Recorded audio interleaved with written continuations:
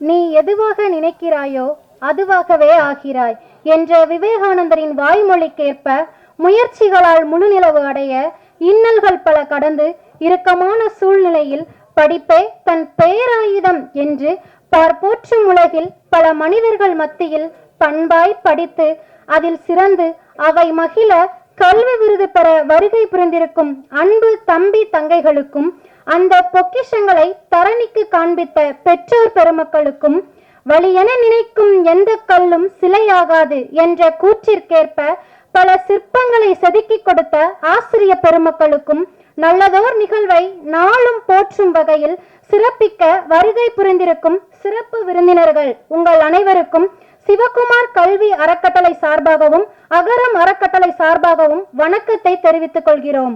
நான் உங்கள் 2022ஆம் ஆண்டு அகரம் விதை விஜயலட்சுமி. தற்போது SRM பல்கலைக்கழகத்தில் செயல்முறை மருத்துவம் படித்து வருகிறேன். அவையோர் அனைவருக்கும் மாலை வணக்கம். Shri Sivakumar educational and charitable ட்ரஸ்டின் 45வது பரிசளிப்பு விழாவிற்கு வந்திருக்கும் திரு சிவகுமார் ஐயா அவர்களுக்கும், திரு ஞானி ஐயா அவர்களுக்கும், திரு மாயா ஐயா அவர்களுக்கும், சூர்யா அண்ணா அவர்களுக்கும், கார்த்தி அண்ணா அவர்களுக்கும் மாலை வணக்கம். அண்ட் மிகப்பெரிய என்னோட வெல்கமை வந்துட்டு உங்களுக்கு சொல்லணும்னு ஆசைப்படுறேன். கல்வியே எங்கள் ஆயுதம், கல்வியே எங்கள் கேடயம், கல்வியே எங்கள் சமூக பாதுகாப்பு. இது வெறும் வாக்கியம் இல்லை, எங்களோட வாழ்வாதாரம். நான் மனோஜ்குமார், அகரத்தின் 2015ஆம் ஆண்டு விதை, BA மெக்கானிக்கல் இன்ஜினியரிங் முடிச்சுட்டு இப்போ ஃபோர்டில் டிசைன் இன்ஜினியராக ஒரு பாஸ்ட் 5 இயர்ஸாக ஒர்க் பண்ணிக்கிட்டு இருக்கேன்.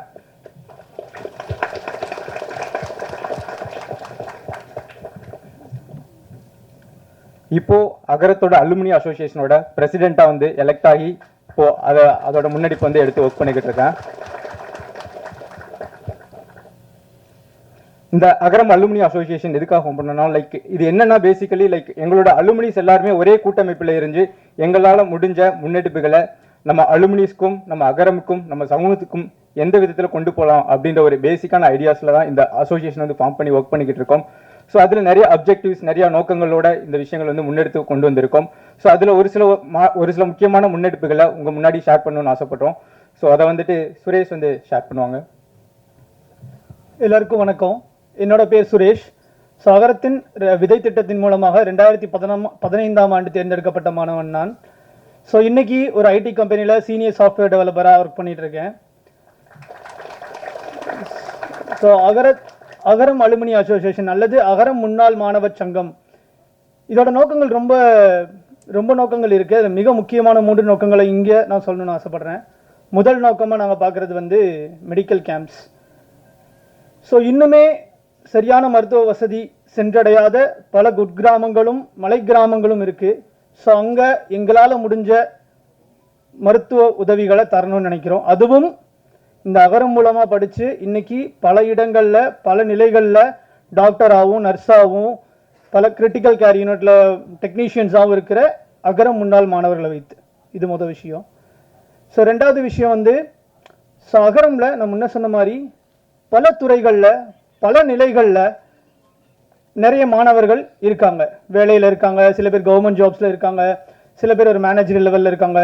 ஸோ இவங்க மூலமாக அகரமில் படிக்கிற மாணவர்களுக்கும் சமூகத்துக்கும் நம்மளால் திருப்பி என்ன தர முடியும் அப்படிங்கிறத நோக்கமாக வச்சுக்கிட்டு, ஸோ அவங்கக்கிட்ட இருக்கிற டெக்னிக்கல் ஸ்கில்ஸாக இருக்கலாம், இல்லை ஒரு டாக்டர் இருக்காங்கன்னா அவங்கக்கிட்ட இருந்து ஒரு கன்சல்டேஷனாக இருக்கலாம், இந்த மாதிரி விஷயங்களை அகரம் மாணவர்களுக்கும் அகரம் சார்ந்த எல்லாருக்கும் இந்த சமூகத்திற்கும் தரணும்னு ஆசைப்படுறோம். இது ரெண்டாவது விஷயம்.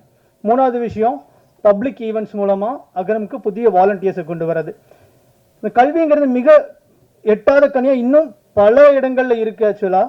ஸோ இப்போ நாங்கள் ஒரு மலை கிராமங்களில் போய் ஒரு தேடல் பண்ணோம் ஆக்சுவலாக இந்த செலெக்ஷன் ப்ராசஸில். அப்போ பார்த்தீங்கன்னா ரொம்ப ரொம்ப ஏழ்மையான நிலைமையில் இன்னுமே இருக்காங்க, ரொம்ப ரோடு வசதி இல்லாமல் அந்த மாதிரி நிறைய பேர் இருக்காங்க.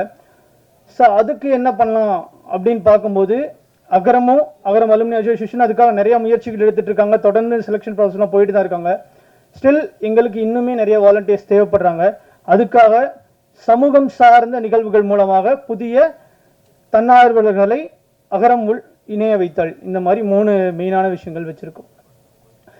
சப்போஸ் நான் ஒரு பொதுவான ஜனமாக இருக்கேன், எனக்கும் அகரமில் தொடர்ந்து பயணிக்கணும்னு ஆசைப்பட்றேன், இல்லை எனக்கும் இந்த அகரமோட செலெக்ஷன் ப்ராசஸ்லையோ இல்லை ஏதோ ஒரு விதத்தில் உள்ளே வரணும் அப்படின்னு நினைக்கிறேன்னா தாராளமாக வரலாம். ஸோ அது உங்கள் டைமாக இருக்கலாம், இல்லை உங்கள் ஃபினான்ஷியல் கான்ட்ரிபியூஷனாக இருக்கலாம், இல்லை என்ன விஷயமா வேணாலும் இருக்கலாம். பட் இந்த மாதிரி நிறையா பசங்க இன்னும் வாய்ப்புக்காகவும் உதவிக்காகவும் வெயிட் பண்ணிட்டு இருக்காங்க. ஸோ நம்மளால முடிஞ்ச உதவியை நாம பண்ணுவோம் அப்படின்னு கேட்டுட்டு விடைபெறுறேன். நன்றி, வணக்கம். ஸ்ரீ சிவகுமார் கல்வி அறக்கட்டளை குடும்ப சூழல் மற்றும் சமூக தடைகளை கடந்து 12ஆம் வகுப்பு பொதுத் தேர்வில் சிறந்த மதிப்பெண் எடுத்து முதல் முறையாக கல்லூரிக்கு செல்லும் மாணவர்களை ஊக்கப்படுத்தும் விதமாக 44 வருடம் தொடர்ந்து இவ்விழாவினை சிறப்பித்து வருகிறது. ஒரு அறப்பணியை 44 ஆண்டுகள் தொடர்ச்சியாக செய்வதற்கு அதீத உழைப்பும் சலிக்காத ஆர்வமும் வேண்டும். ஆம், உண்மைதான். இதோ 45வது விருது வழங்கும் விழா. விழாவின் நாயக்கர்களாக இருக்கும் மாணவர்களுக்கு விருது வழங்க மேடையில் இருக்கும் சிறப்பு விருந்தினர்களை அன்போடு அழைக்கிறேன். முதலாவதாக ரக்ஷினி. கண்ணொளி இல்லை என்றாலும் கல்வி எனும் பார்வையால் படித்து சிறுமலர் மேல்நிலைப் பள்ளி அளவில் முதலிடம் பெற்று சமுதாயத்தை மாற்றும் ஒரே வழி சமூக கல்வியே என அரசியல் ஆழம் புரிந்து இளங்கலை பொலிட்டிக்கல் சயின்ஸ் படிக்கும் மாணவி ரக்ஷினி அவர்களை வாழ்த்துவதில் இம்மேடை பெருமிதம் கொள்கிறது.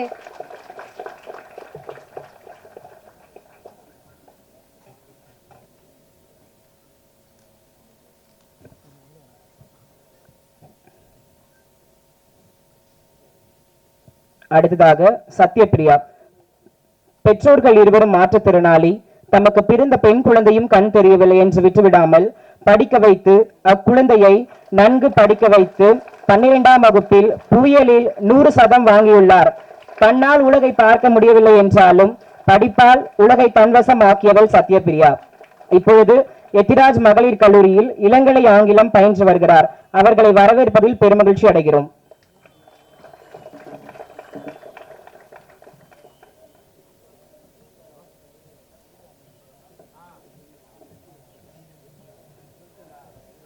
வீர சிவாஜி. மயிலாடுதுறை மாவட்டம் பல்லவராயன்பேட்டை நரிக்குறவர் குடியிருப்பில் வசித்து மாநில அளவில் குத்துச்சண்டை போட்டியில் தங்கப்பதக்கம் வென்ற விளையாட்டு வீரர் வீர சிவாஜி அவர்களை மேலும் பல சாதனைகள் படைத்திட வாழ்த்துகிறோம். அனிதா. 5 சகோதரிகளுடன் உடன் பிறந்த அனிதா ஆங்கில தேர்வு அன்று தந்தையை இழந்தார். தந்தையை இழந்தாலும் தலை சாய்த்து விடாமல் 12ஆம் வகுப்பு பொதுத் தேர்வில் 514 மதிப்பெண்கள் பெற்று தற்பொழுது இளங்கலை வணிகவியல் பயின்று வருகிறார். தங்கையை கௌரவிப்பதில் இம்மேடை பெருமிதம் கொள்கிறது.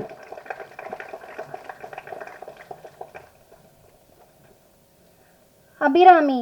தந்தையோ உடனில்லை, தாயோ மாற்றுத்திறனாளி, தமையனோ துணிக்கடையில் பகுதி நேர தொழிலாளி. இன்னல்கள் பல இருந்தாலும் இறுதி மூச்சாய் கல்வி எனும் காற்றை சுவாசித்து 12ஆம் வகுப்பில் 566 மதிப்பெண் பெற்று தற்போது இளங்கலை வணிகவியல் பயிலும் மாணவி. விக்ரமசிங்கபுரத்தில் இருந்து விளையாட்டு பிரிவில் மாநில அளவிலான கைப்பந்து போட்டியில் பரிசு பெற்றுள்ளார். வாழ்த்துக்கள் தங்கையே. பார்த்தசாரதி. ஆதி திராவிட நலப்பள்ளியில் படித்து ஜேஇ நுழைவுத் தேர்வில் 112 மதிப்பெண்கள் பெற்ற விருதுநகரைச் சேர்ந்த ஆட்டோ ஓட்டுநரின் மகன் பார்த்தசாரதிக்கு சென்னை ஐஐடியில் பயில வாய்ப்பு கிடைத்துள்ளது. மேலும் பல சாதனைகள் புரிந்திட வாழ்த்துக்கள்.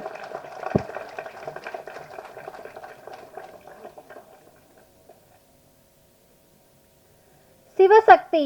கோவில்பட்டி அரசு மகளிர் மேல்நிலைப் பள்ளியில் 12ஆம் வகுப்பு படித்து 547 மதிப்பெண் பெற்று இளங்கலை வணிகவியல் படித்துக் கொண்டிருக்கும் மாணவி.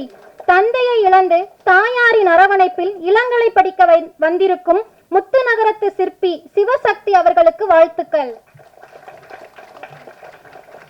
பவதாரணி. சிவகங்கை சீமையின் மானாமதுரை இலங்கை தமிழர் மறுவாழ்வு மையத்தில் வண்ணப்பூச்சி தொழில் செய்யும் கூலி தொழிலாளியின் மகள். கல்வி வளம் தேடி வட்டமிட்ட வண்ணத்து பூச்சி இவள். தற்பொழுது இளங்கலை வணிகவியல் பயின்று வருகிறாள். வாழ்த்துக்கள் தங்கையே.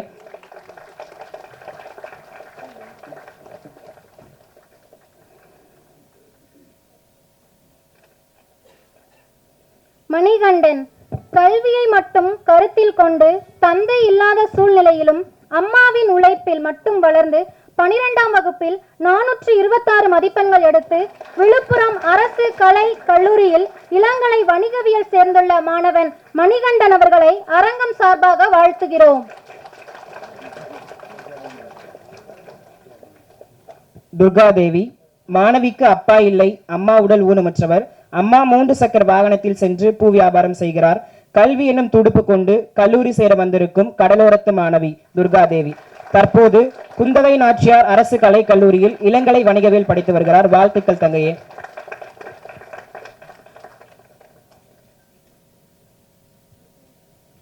வீரமணி, போக்குவரத்து வசதி இல்லாத மலை கிராமம், அடிப்படை வசதி இல்லாத குடும்ப சூழல், கல்லூரி வாசம் கண்டிராத குடும்பம் என இன்னல்கள் பல கடந்து இன்று குடும்பத்தில் முதல் பட்டதாரியாய் கல்லூரியில் கால் தடம் பதித்திருக்கிறார். அரசு பழங்குடியின நலப்பள்ளி வாசாட்சியில் இருந்து படித்து இளங்கலை அறிவியல் பயிலும் மாணவர் வீரமணிக்கு அவை சார்பாக வாழ்த்துக்களை தெரிவித்துக் கொள்கிறோம். சம்னாஷரின் மலைகளின் அரசியாம் நீலகிரி, அதன் கடைக்கோடியாம் கார்குடி. ஆம், கார்குடி அரசு பழங்குடியின உண்டு உறைவிட பள்ளியிலிருந்து கல்வி எனும் கரத்தை கொண்டு 533 மதிப்பெண்கள் பெற்று தற்போது கூடலூர் அரசு கலை கல்லூரியில் இளங்கலை வணிகவியல் பயின்று வரும் தங்கைக்கு அரங்கத்தின் சார்பாக நன்றி. ராவணி, கனவு காணுங்கள் என்ற அப்துல் கலாம் வரிகளை லட்சியமாக கடைபிடித்து அதில் வெற்றி பெற்று வாகையும் சூடியிருக்கிறாள். சேலம் வீரபாண்டி அரசு பள்ளி மாணவி. ஆம், இன்ஜினியரிங் தரவரிசையில் 7.5% இடஒதுக்கீட்டில் மாநில அளவில் முதலிடம் பிடித்து முத்திரை பதித்திருக்கிறார். தறி ஓட்டும் தொழிலாளியின் மகள் இன்று தரணி ஆள வந்துள்ளார். இவளை கௌரவிப்பதில் இம்மேடை பெருமிதம் கொள்கிறது. காமராஜ், மாணவர் உடன் பிறந்தவர்கள் 4 அக்காக்கள். குடும்ப சூழல் காரணமாக யாரும் 10ஆம் வகுப்பை தாண்டவில்லை. சேலம் GRTR மேல்நிலை பள்ளியில் 12ஆம் வகுப்பு முடித்து குடும்பத்தின் முதல் பட்டதாரியாக கல்லூரிக்குள் கால் தடம் பதிக்கும் தம்பி காமராஜர் அவர்களுக்கு பாராட்டுகளை தெரிவித்துக் கொள்கிறோம்.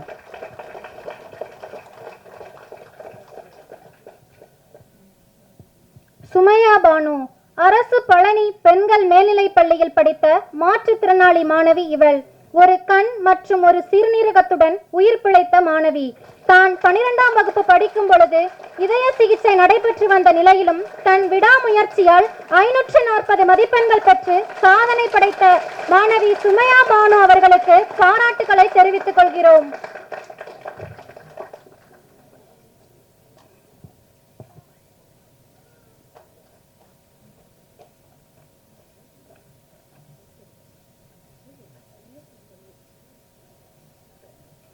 ஜனனி, இளையன்குடி தாயமங்கலம் இலங்கை தமிழர் மறுவாழ்வு மையத்திலிருந்து கல்விதான் தன் தீராத அடையாளம் என கருதி 12ஆம் வகுப்பில் 446 மதிப்பெண்கள் பெற்று தற்பொழுது இளங்கலை வணிகவியல் பயிலும் தங்கை ஜனனிக்கு வாழ்த்துக்கள்.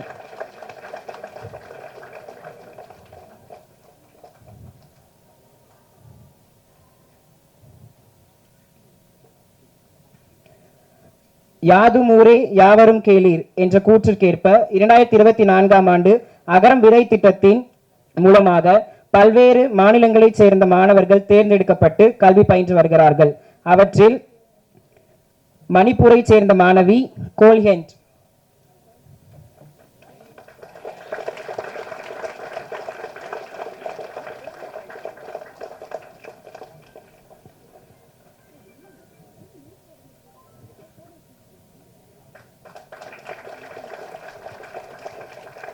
புளியம்பட்டி அரசு ஏகலைவா மாதிரி பள்ளியில் படித்த மாணவர் 347 மதிப்பெண் பெற்று தற்போது இளங்கலை தாவரவியல் படிக்கும் ஜமுனாமரத்தூர் மலை கிராமத்து மாணவர் ஏழுமலை. வாழ்த்துக்கள் தம்பி. பரமேஸ்வரி, இருளர் இனத்தின் இன்னல்களை போக்கிட அறியாமையை அகற்றிட இவள் எடுத்த ஆயுதம் கல்வி. பிறந்தது முதல் தாய்முகம் பார்க்காத பிள்ளை தந்தையின் நிழல் மட்டுமே வளர்ந்தது. அரசு பள்ளியிலேயே பயின்று தாய்மொழியை கற்க வேண்டும் என்ற ஆர்வத்தில் திருக்கோவிலூர் அரசு கல்லூரியில் தமிழ் பயிலும் மாணவி பரமேஸ்வரி அவர்களுக்கு நம் அனைவரின் சார்பாக வாழ்த்துக்களை தெரிவித்துக் கொள்கிறோம்.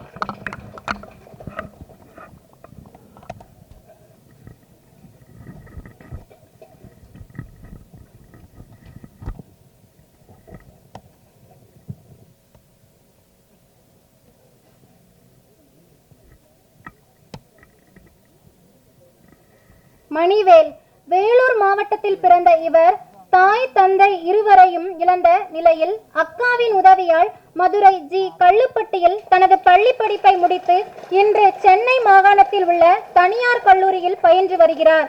அவரை அவை சார்பாக வாழ்த்துகிறோம். பிரியதர்ஷினி பன்ருட்டி அரசு உதவி பெறும் பள்ளியில் படித்து 12ஆம் வகுப்பில் 416 மதிப்பெண்கள் பெற்று இளங்கலை கணினி அறிவியல் பயிலும் மாணவி பிரியதர்ஷினிக்கு வாழ்த்துக்கள். 3 மாத குழந்தையாக இருக்கும்போது தந்தை இழந்தவர். தள்ளாடும் வயதிலும் தன்னம்பிக்கை இழக்காமல் கூலி வேலை செய்து தன் பேத்தியின் கனவை நினைவாக்கி இருக்கும் பிரியதர்ஷினியின் தாத்தா பாட்டிக்கும் அரங்கமதிர வாழ்த்துக்கள். சௌந்தர்யா சிறு வயதில் தந்தை இழந்த இவர் தனது 6 வயது முதல் ரெட்டியார்பட்டி அரசு குழந்தைகள் காப்பகத்தில் தங்கி பள்ளி படிப்பை முடித்துள்ளார். ஆசிரியர்களின் உதவியால் தற்போது ராணி அண்ணா கல்லூரியில் இளங்கலை சமூகவியல் படிக்கும் தென்காசியின் சாரல் சௌந்தர்யா அவர்களை அவையின் சார்பாக வாழ்த்துகிறோம். மனோமோகன் மேற்கு தொடர்ச்சி மலையின் கடைக்கோடியில் இருக்கும் 10 காணி அரசு மேல்நிலைப் பள்ளியில் பள்ளி படிப்பை முடித்தார். 348 மதிப்பெண் பெற்று இளங்கலை கணினி அறிவியல் பயிலும் மாணவன். கல்வி வெளிச்சம் தேடி அடைந்த மாணவன் மனோமோகனுக்கு கை கொடுப்பதில் இம்மேடை பெருமிதம் கொள்கிறது. தாரிணி பட்டங்கள் ஆழ்வதும் சட்டங்கள் செய்வதும் பாரினில் பெண்கள் நடத்த வந்தோம் என்ற பாரதியின் கூற்றுப்படி கோவை சட்டக்கல்லூரியில் சட்டம் பயிலும் மாணவி தாரிணி யார் என்று தெரியுமா? நம் சிவகுமார் ஐயா படித்த சூலூர் பள்ளியில் 565 மதிப்பெண் பெற்று முதல் மாணவி. கோவைக்கு அழகு சேர்க்கும் கல்வி மகள் தாரிணியை கௌரவிப்பதில் இம்மேடை பெருமிதம் கொள்கிறது.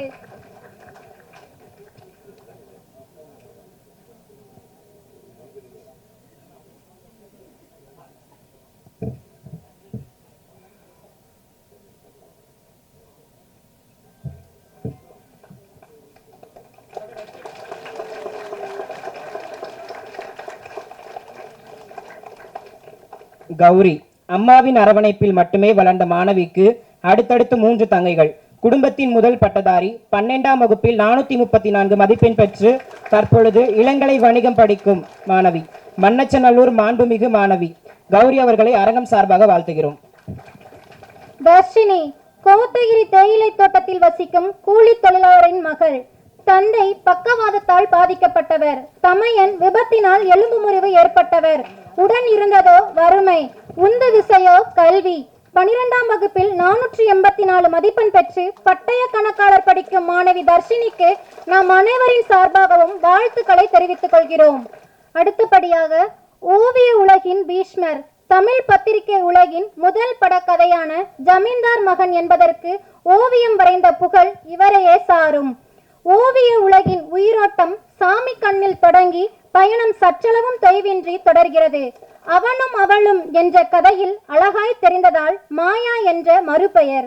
இத்தகைய ஆளுமையை மரியாதை செலுத்த பல்கலைகளையும் தன்னுள் கொண்டு அமைதிக்கு அழகாய் அவையில் அமர்ந்திருக்கும் எங்களின் முன்னோடி சிவகுமார் ஐயா அவர்களை ஓவியர் மாயா ஐயா அவர்களை கௌரவித்து ஓரிரு வார்த்தைகள் பேச அழைக்கிறோம். அனைவருக்கும் வணக்கம். தமிழ்நாட்டில் ப்ரஷ் பிடிச்சி வாழ்நாள் முழுக்க நான் வரைஞ்சி தான் தீர்வேன்னு 97 வயசு வரைக்கும் வாழ்ந்துட்டு ஒரு மகத்தான மனிதனை பாராட்டுவதிலே நான் பெருமைப்படுகின்றேன். நான் ஒரு நல்ல ஓவியம்தான். ஏன்னா எங்கள் ஷியாம் வந்திருக்காங்க, மன்னியம் செல்வன்லாம் வந்திருக்காங்க. நான் நல்ல ஓவியம் தான் போட்டேன். நான் பயந்தாங்கொள்ளி ஒரு 7 வருஷம் ஓவியம் படிச்சுட்டு ஓடி போயிட்டு நடிகர் ஆனதுனால தான் இந்த விழாவை நடக்குது. அதையும் ஞாபகம் வச்சுக்கணும் நீங்கள். அதனால் மாயா அவர்களை பற்றி ஒரு சின்ன ஒரு 10 வரி மட்டும் படிச்சிடுறேன். 1927 திருநெல்வேலியில் பிறந்தவர். இப்போ அவருக்கு 97 வயசு ஆகுது. என்னென்னா 3 வருஷம் தான். 100 தொடர் இருக்குது. 100 தொற்றுவார். பயப்பட வேண்டிய அவசியம் இல்லை. சொந்த பெயர் மகாதேவன். பிரிட்டிஷ் அரசாங்கத்தில் அப்பா சர்வராக வேலை பார்த்ததுனால அடிக்கடி ஊர் மாற்றிட்டே இருந்திருக்காங்க. அதனால் சென்னை, செங்கல்பட்டு, காஞ்சிபுரம்னு பல ஊருக்கு மாறும்போது ஸ்கூலு மாறி பல ஸ்கூலில் அவர் படிக்க வேண்டிய வந்துச்சு. சின்ன வயசுலேயே படம் வரையில் அவருக்கு ஆர்வம் வந்திருக்குது. இந்த சினிமா போஸ்டர் படங்களில் பிரிண்ட் செய்யறதுக்கு மெட்டல் என்கிரேவிங்னு ஒரு சிஸ்டம் உண்டு. அது அந்த என்கிரேவிங் பண்ணுறது இவருடைய பார்த்து ஓவியம் வரையில் அவருக்கு ஆர்வம் வந்துச்சாமா. பள்ளிக்கூடத்தில் ஸ்டூடெண்ட்ஸும் வாத்தியார்களும் இந்த மாதிரி ரெக்கார்டு நோட்டில் இந்த படம் போடுறதுன்னா அது ரொம்ப கஷ்டமாக. இப்போ வந்து முதுகுத்தண்டு படமெல்லாம் ஈஸியாக வரைய முடியாது. இவருக்கு வந்து அந்த மாதிரி நிறைய பேருக்கு படம் வரைஞ்சி கொடுத்து காலனா அரையனா சாக்லேட்டு மாதிரி அந்த கால சாக்லேட் எது வேறு பப்பரமிட்டு வாங்கி கொடுத்துருப்பாங்க உங்களுக்கு. நான் வந்து அதே மாதிரி முதுகுத்தண்டு என் கிளாஸ்மேட்ஸ்க்கெல்லாம் வரைஞ்சி கொடுத்து நான் அந்த மாதிரிலாம் பொருளாக வாங்கியிருக்கேன். அந்த மாதிரி ஸ்கூலில் இவர் பண்ணியிருக்காரு. எஸ்எஸ்எல்சி தேர்வில் இவர் அவுட்டு, நான் தாண்டி வந்துட்டேன். அதனால் மெட்ராஸ் வந்து 7 ஆண்டு ஓவியம் படித்தேன். தோல்வி அடைஞ்சதுனால தான் பிக்சர் போஸ்ட்னு ஒரு சினிமா பத்திரிக்கையில் இவருக்கு வாய்ப்பு கிடைக்குது. அதுக்கப்புறம் வீக்லி மேகசின் போய் ஆனந்தவுடன் குமுதத்தில் பல ஆண்டுகள் ஓவியராக பணியாற்றார். அதுக்கப்புறம் ஃப்ரீலான்சர் ஆகிட்டு குமுதமில் வந்து ஜெயலலிதா அம்மையார் வந்து தொடர் எழுதுனாங்க. அதெல்லாம் இந்த ஜென்ரேஷன் தெரியாது. குமுதில் தொடர் வந்து அவங்க ஒரு 30-40 வாரம் எழுதுனாங்க. அந்த தொடருக்கு மாயா அவர்கள் ஓவியம் வரைஞ்சனால ஜெயலலிதாவை ஃபோன் பண்ணி கூப்பிட்டு உங்கள் ஓவியங்கள் ரொம்ப பிரமாதம், இந்த அம்மாவே பாராட்டி சொன்னாங்களா. ஒரு கட்டத்தில் கிளைமாக்ஸ் இருக்குது. இப்படியே உத்து பார்த்து படம் வந்தீங்கன்னா இன்னும் 6 மாதத்துக்குள்ளே டோட்டலாக பிளைண்ட் ஆகிட்டு போகிறீங்க, ஒரு கண்பாக போயிட போகுதுன்னு சொன்ன உடனே வீட்டில் உள்ளவங்க 4 பொண்ணுங்க ஒரு பையன் மருமக பேரம் பேத்தி அழுகிறாங்க. இனிமேல் படமாக வரையா, நீ உயிரோடு இருந்தால் போதும் படம் வரையான்னு சொல்லிட்டு 10 ஆண்டுகள் கையை கட்டி போட்டாங்க. அதுக்கப்புறம் 10 ஆண்டுகள் எல்லா பத்திரிக்கையும் தகவல் கொடுத்து நான் ஓவியம் வரைய முடியாமல் இருக்க மன்னிச்சுங்கன்னு சொல்லி அதுக்கப்புறமா சும்மா இருக்கல. 72 வயசில் பழையபடி மாயா வெட்டிங் கார்டு டிசைன் பண்ணுற வேலையை ஆரம்பித்தார். 10 வருஷம் வெயிட் பண்ணி இப்போ மாயா வெட்டிங் கார்டு டிசைன் ஓப்பன் பண்ணிங்கன்னா அது படமெல்லாம் வரும். அது என்ன பண்ணுறாருன்னா, பொண்ணு வந்து கல்யாணத்துக்கு பல்லக்கில் வர்ற மாதிரி படம் வரைவார். அதுக்கப்புறம் மாப்பிள்ளை வந்து குதிரையில் வர்ற மாதிரி வரைவார். குதிரையில் வர்ற மாப்பிள்ளை வந்து பல்லக்கில் பொண்ணை கீழே இறங்கி கை கொடுத்து உள்ள கூட்டி போகிற மாதிரி அந்த ஒரு கல்யாணத்துக்கு என்னென்ன சடங்கு நடக்கும் அந்த சடங்குல பூராமே அந்த வெட்டிங் கார்டு பார்த்தாரு எல்லா படங்களையும் இவர் வரைஞ்சி கொடுப்பார். அந்த மாதிரி பண்ணுறாரு. இப்போ 2001 கொரோனா தாக்கம் வந்து அதுக்கப்புறம் பனி ஓய்வு வருது. 94 வயசு வரைக்கும் இந்த ஸ்ப்ரேயெல்லாம் யூஸ் பண்ணி நிறையா படங்கள்லாம் வந்துட்டு அதுக்கு வந்து பக்கத்துலேருந்து போய் இப்போ தான் ஸ்ப்ரே பண்ணுற வேலையெல்லாம் ஹெல்ப் பண்ணுவாங்களாமா. இப்போ எனக்கு எப்படி இந்த அம்மா இருக்கும் அந்த மாதிரி 94 வயசு வரைக்கும் மனைவியோடு வாழ்ந்த புண்ணியவான் கற்பனை பண்ணிப்பாங்க. 3 வருஷம் தான் அந்த அம்மா போயிருக்காங்க. இதை விட புண்ணியம் உங்களுக்கு எதுவுமே கிடையாது. நீங்கள் எல்லாம் சின்ன வயசு ஆளுகளாக இருக்கிறீங்க. மனைவி போனால் தான் உங்களுக்கு கஷ்டம் தெரியும். தாயோடு அறுசுவை போம், தந்தையோடு கல்வி போம், சேயோடு தாம் பெற்ற செல்வம் போம், ஆயவாள் உற்றாரோடு போம், உடம்புறப்போடு தோல்வலி போம், பொற்றாலியோடு எவையும் போம்ட்டாங்க. பொண்டாட்டி போனால் சகலம் போயிடும். அது போய் 94 வயசுக்கு புண்ணியவான், மனைவியோடு வாழ்ந்த புண்ணியவான். இருந்தாலும் மகனும் மருமகமாறு பேரம் பேத்திங்களும் அவங்க நல்லா கவனிச்சுக்கிறாங்க. இப்போ வயசு ஒரு 97. இந்த வயசுலையும் சொல்கிறாரு எனக்கு கண்ணு நல்லா தெரியுது, இப்போ ஒரு படம் வரைவேன்னு சொல்கிறாரு. இந்த மாதிரி நாள் 100 ஆண்டு கொண்டாட முடியும். இந்த மகத்தான மனிதனை ஓவியோட பீஷ்மரை கௌரவிப்பதிலே நாங்களும் என் குடும்பமும் சந்தோஷப்படுகிறது. நன்றி, வணக்கம்.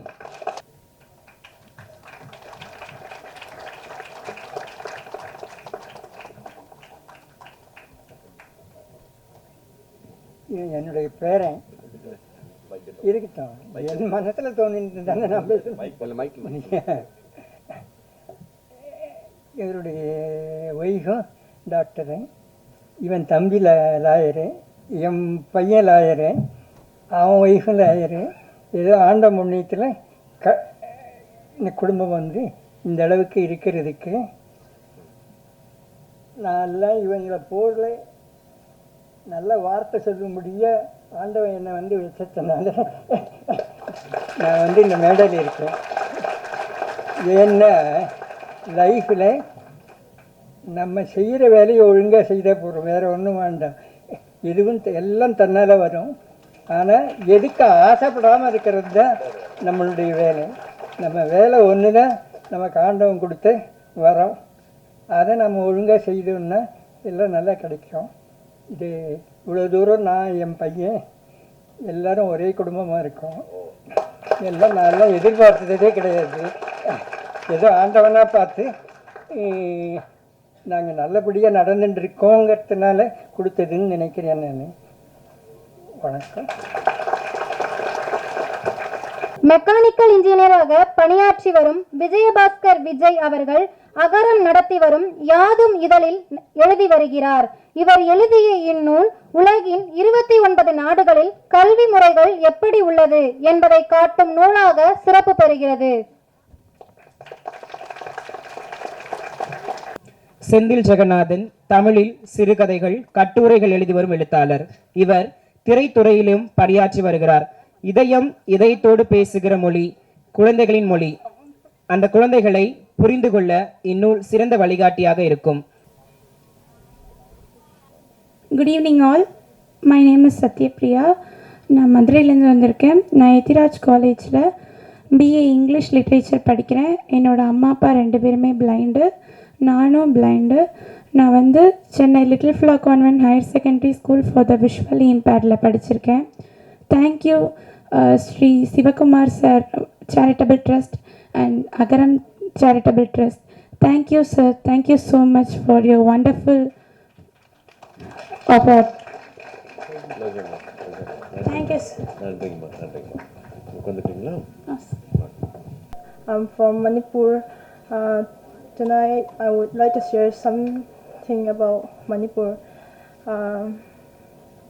As my state has been under a war since 2023, there is a lot of violence and suffering all that time. I belong to the Kukizo tribes and we are all suffering a lot. If not for this violence, I would have been studying in a college in Manipur itself. I'm grateful to be studying here, but many students from Manipur have dropped out of their schools and college. They can't afford an education. They can't even lead a normal life. Thousands are in relief camps, not being able to afford even basic food. I'm praying for peace to return to Manipur as soon as possible. I hope this war ends soon, so that the future of many students like me is not lost. Please pray for us. I'm thankful for this opportunity. Thank you so much. நான் வந்து என் பேர் Tharini, Sulur girls ஸ்கூலில் படித்தேன். இப்போ வந்து BA LLB Coimbatore லா காலேஜில் படிக்கிறேன். இதுக்கு வந்து அகரம் ஃபவுண்டேஷனும் சிவகுமார் சாரோட சேரிட்டபிள் ட்ரஸ்ட்டும் எனக்கு வந்து ஃபுல்லாக ஹெல்ப் பண்ணுறாங்க. அதுக்கு வந்து ரொம்ப தேங்க்ஸ் சொல்லிக்கிறேன். நான் கண்டிப்பாக 5 இயர்ஸ் கழித்து உங்கள் கூட சேர்ந்து எல்லாருக்கும் இதே மாதிரி சர்வீஸ் பண்ணுவேன், கண்டிப்பாக சொல்கிறேன். தேங்க்யூ எல்லாருக்கும். தேங்க்யூ. இங்கு வந்திருக்கும் அனைவருக்கும் என் முதல் நன்றியை தெரிவித்துக் கொள்கிறேன். கல்விக்காக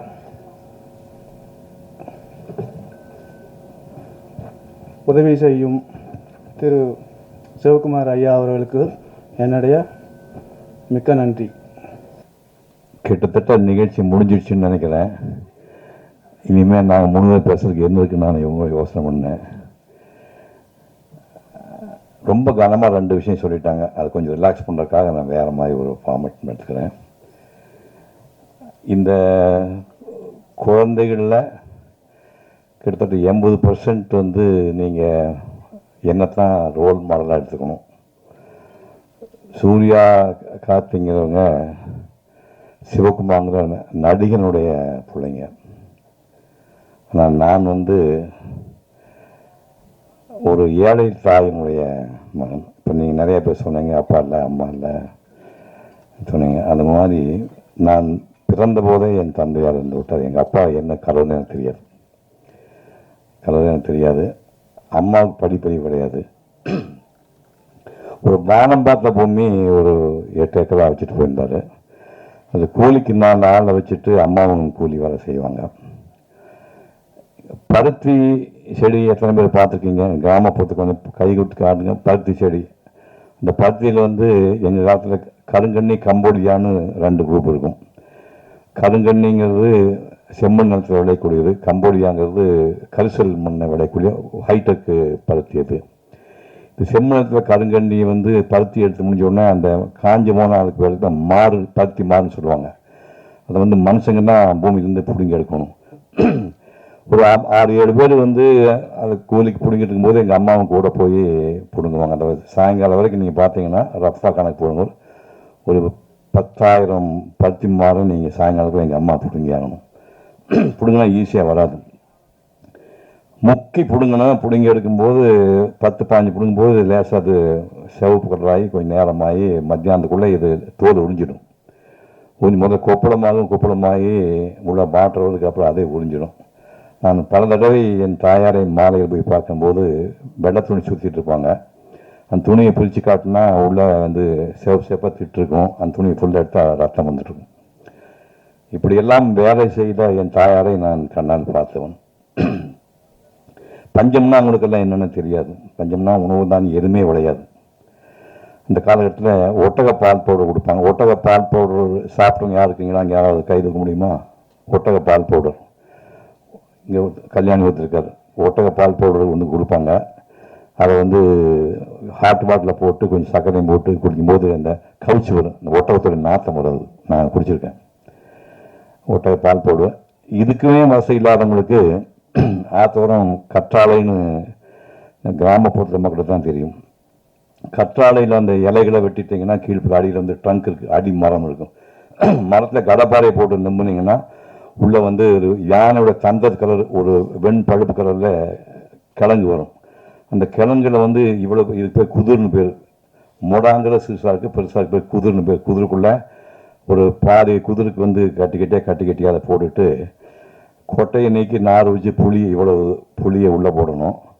அதுக்கப்புறம் கருப்பட்டி வந்து தட்டி ஒரு 10-20 கருப்பட்டி வட்டு அதை தட்டி உள்ளே போடணும். போட்டு ஒரு பாதி குதிரைக்கு தண்ணி ஊற்றி 24 மணி நேரம் எரிச்சிங்கன்னா அந்த பழுப்பு கல்லில் உள்ள அந்த கிழங்குல வந்து இந்த புளியோட எசன்ஸும் கருப்பட்டி எசன்ஸ் சேர்ந்து திருநெல்வேலி அல்வா கலர் இருக்கும். இதை வச்சு பார்த்தீங்கன்னா திருநெல்வேலி அல்வா மாதிரியே இருக்கும். சாப்பிட்டீங்கன்னா 2 ஹவர்ஸில் லூஸ் மோஷன் போகும். இதையெல்லாம் நாங்கள் சாப்பிட்டு பார்த்துருக்கோம். படுத்துட்டு இருக்கும்போது திடீர்னு எனக்கு சாப்பாடுன்னா எங்கள் காலத்தில் சாப்பாடெல்லாம் தினமும் சமைக்கிறதுலாம் கிடையாது. காலையில் முந்தின நாள் செஞ்சு பழைய சாதம் இருக்கும், சோளச்சோறு இருக்கும். அடிப்பத்தினா அதுக்கு இப்போ சீவச்சோறு சொல்லுவாங்க. சீவச்சோறதுக்கு ஒரு சின்ன பீஸ் போட்டு பால் எப்படி மாடு இருக்குனால தயிர் கிடைக்கும். தயிரும் சீவச்சோறு போட்டு தான் நான் அந்த ஒரு 6-7 ஆண்டுகள் படிக்கும் போது காலையில் சாப்பிடுவேன். அப்புறம் தாங்க முடியாமல் ஒரு இடத்துல எங்கள் அம்மாட்ட பொங்கச்சோறு போட முடியாமல் நீ எதுக்கா நீ பெத்த அப்படின்னு கேட்டேன். அது எங்கள் அம்மாவை பேசாமல் படந்தேன். அது ஒன்றும் சொல்லாமல் எப்படியோ கடனோடு வாங்கி ஒரு பிடி அரிசி மட்டும் வச்சுருந்தேன். அந்த ஒரு பிடியை வந்து போட்டு சமைச்சு அரிசியும் பருப்பு சாதம், கோயம்புத்தூர் ஜில்லாவுக்கு தான் தெரியும், நீங்கள் லெமன் ரைஸ் சொல்லுவீங்க, இல்லை அது அரிசியும் பருப்பு சாதம் செஞ்சு பள்ளிக்கூடத்துக்கு போகிற அன்றைக்கி மட்டும் அந்த பாத்திரத்துக்குள்ளே போட்டு எங்கள் அம்மா அனுப்புவாங்க. மற்ற நேரத்தில் கிடைக்காது. சாயங்காலம் கொள்ளு, தட்டைப்பயிறு, பச்சைப்பயிறு, சுண்டல், அதான் நைட் சாப்பாடு. இப்போ போகும்போது ஊருக்குள்ளே பள்ளிக்கூடம் கிடையாது, மின்சாரம் கிடையாது, டாய்லெட் கிடையாது, குடி தண்ணீர் கிடையாது. பக்கத்தில் ஒரு கிலோமீட்டர் தூரத்தில் ஒரு ஊரில் போய் படிக்கிறோம்னா அங்கே வந்து தனியார் பள்ளிக்கூடம், ப்ரைவேட் வாத்தியார் ஒருத்தர் இருக்கிறாரு, கல்யாணசாமி நாடு இருந்தார். ஊருக்கு கோயிலை விட்டு தனியாக மொட்டமே ஒரு மொட்டை மண்டபம்னு ஊருக்கு நடுவில் மண்டபம் இருந்துச்சு. அந்த மண்டபத்தில் வந்து தரைப்பகுதி இந்த ஹைட் இருக்கும், பூரா தூசி வந்துட்டு இருக்கும். ஸ்கூலுக்கு வர வழியில் வந்து மாடு சாணம் போட்டுருக்கோம். சாணத்தை வந்து ஒரு கூடையில் நாங்கள் அள்ளிட்டு வந்து அதை அப்படியே கரைச்சி விட்டு முதல்ல சாணம் போட்டால் சாணத்தில் புகை வரும். சாணம் போட்டு பார்த்துக்கணும் நீங்கள், மாடு சாணம் போட்ட உடனே அது ஒரு புகை வரும். அதை பாரு அந்த அம்மா பார்த்துக்கோங்க. சாணம் போட்டு அந்த புகையோடு அந்த சாணத்தை எடுத்துகிட்டு போய் கூடையை போட்டு பிசைஞ்சு கரைச்சி அதை வந்து மெழுகி விட்டு அது காஞ்சதுக்கப்புறம் அதுதான் உட்காந்து ஒரு 30 பேர் நாங்கள் படித்தோம். அப்படி 1ஆம் கிளாஸுக்கு 1 ரூபா, 2ஆம் கிளாஸுக்கு 2 ரூபா, 3ஆம் கிளாஸுக்கு 3 ரூபா, 4ஆம் கிளாஸுக்கு 4 ரூபா, அப்புறம் 5ஆம் கிளாஸுக்கு நேராக ஸ்கூல் பள்ளிக்கூடத்துக்கு போகணும். அந்த காலத்திலேயே வந்து ஒரு மேத்ஸில் ஜீனியஸாக இருந்தவர். நான் பல இடங்கள்ல இந்த கதை சொல்லியிருக்கேன். எங்கள் பசங்க கோச்சிக்குவாங்க, இது எங்கே போனால் இதையே சொல்லிட்டுங்களான்னு. இருந்தாலும் பரவாயில்ல, மன்னிச்சுங்க, இங்கேயும் சொல்கிறேன். ராம்ஜியான்னு சொன்னால் சந்தோஷமாக இருக்கேன். காலரைக்கால் காசுக்கு 4 கத்திரிக்காய், 1 காசுக்கு எத்தனை கத்திரிக்காய்? இப்போ நான் சொல்கிறீங்களா? காசு வச்சுருக்கேன், ரெடியாக காசு வச்சுருக்கேன் சொன்னீங்கன்னா அது பாருங்கள், 1000 ரூபா கொடுக்குறேன். காரைக்கால் காசுக்கு 4 கத்திரிக்காய், 1 காசுக்கு எத்தனை கத்திரிக்காய்? இந்த கணக்கெல்லாம் 4 வயசுக்குள்ளே போட்டு 4ஆம் கிளாஸுக்கு முடிச்சுட்டு அப்புறம் அங்கே போனோம். அங்கே போனோம்னா 6, 7, 8க்கு 2.25 ரூபா ஃபீஸ், 9, 10, 11க்கு 5.25 ரூபா ஃபீஸ். இப்போ வரும்போது அதுக்கு டோட்டல் பண்ணி பார்த்தேன், 365 ரூபா 50 பைசா. எனக்கு வந்து எஸ்எஸ்எல்சி முடிக்கிறதுக்கான செலவு 365 ரூபா 50 பைசா. இப்போ காஃபி பையனை ப்ரீகேஜி சேர்த்து விட 2.5 லட்சம் ரூபா கேட்குறாங்க. கற்பனை பண்ணி பாருங்கள். பைத்தியம் முடிச்சுதான் நினச்சி பாருங்க. 365 ரூபா 50 பைசாவில் நான் ஸ்கூல் ஃபைனில் முடிச்சிட்டேன். அங்கே ஒரு கிளைமேக்ஸ் வந்தது.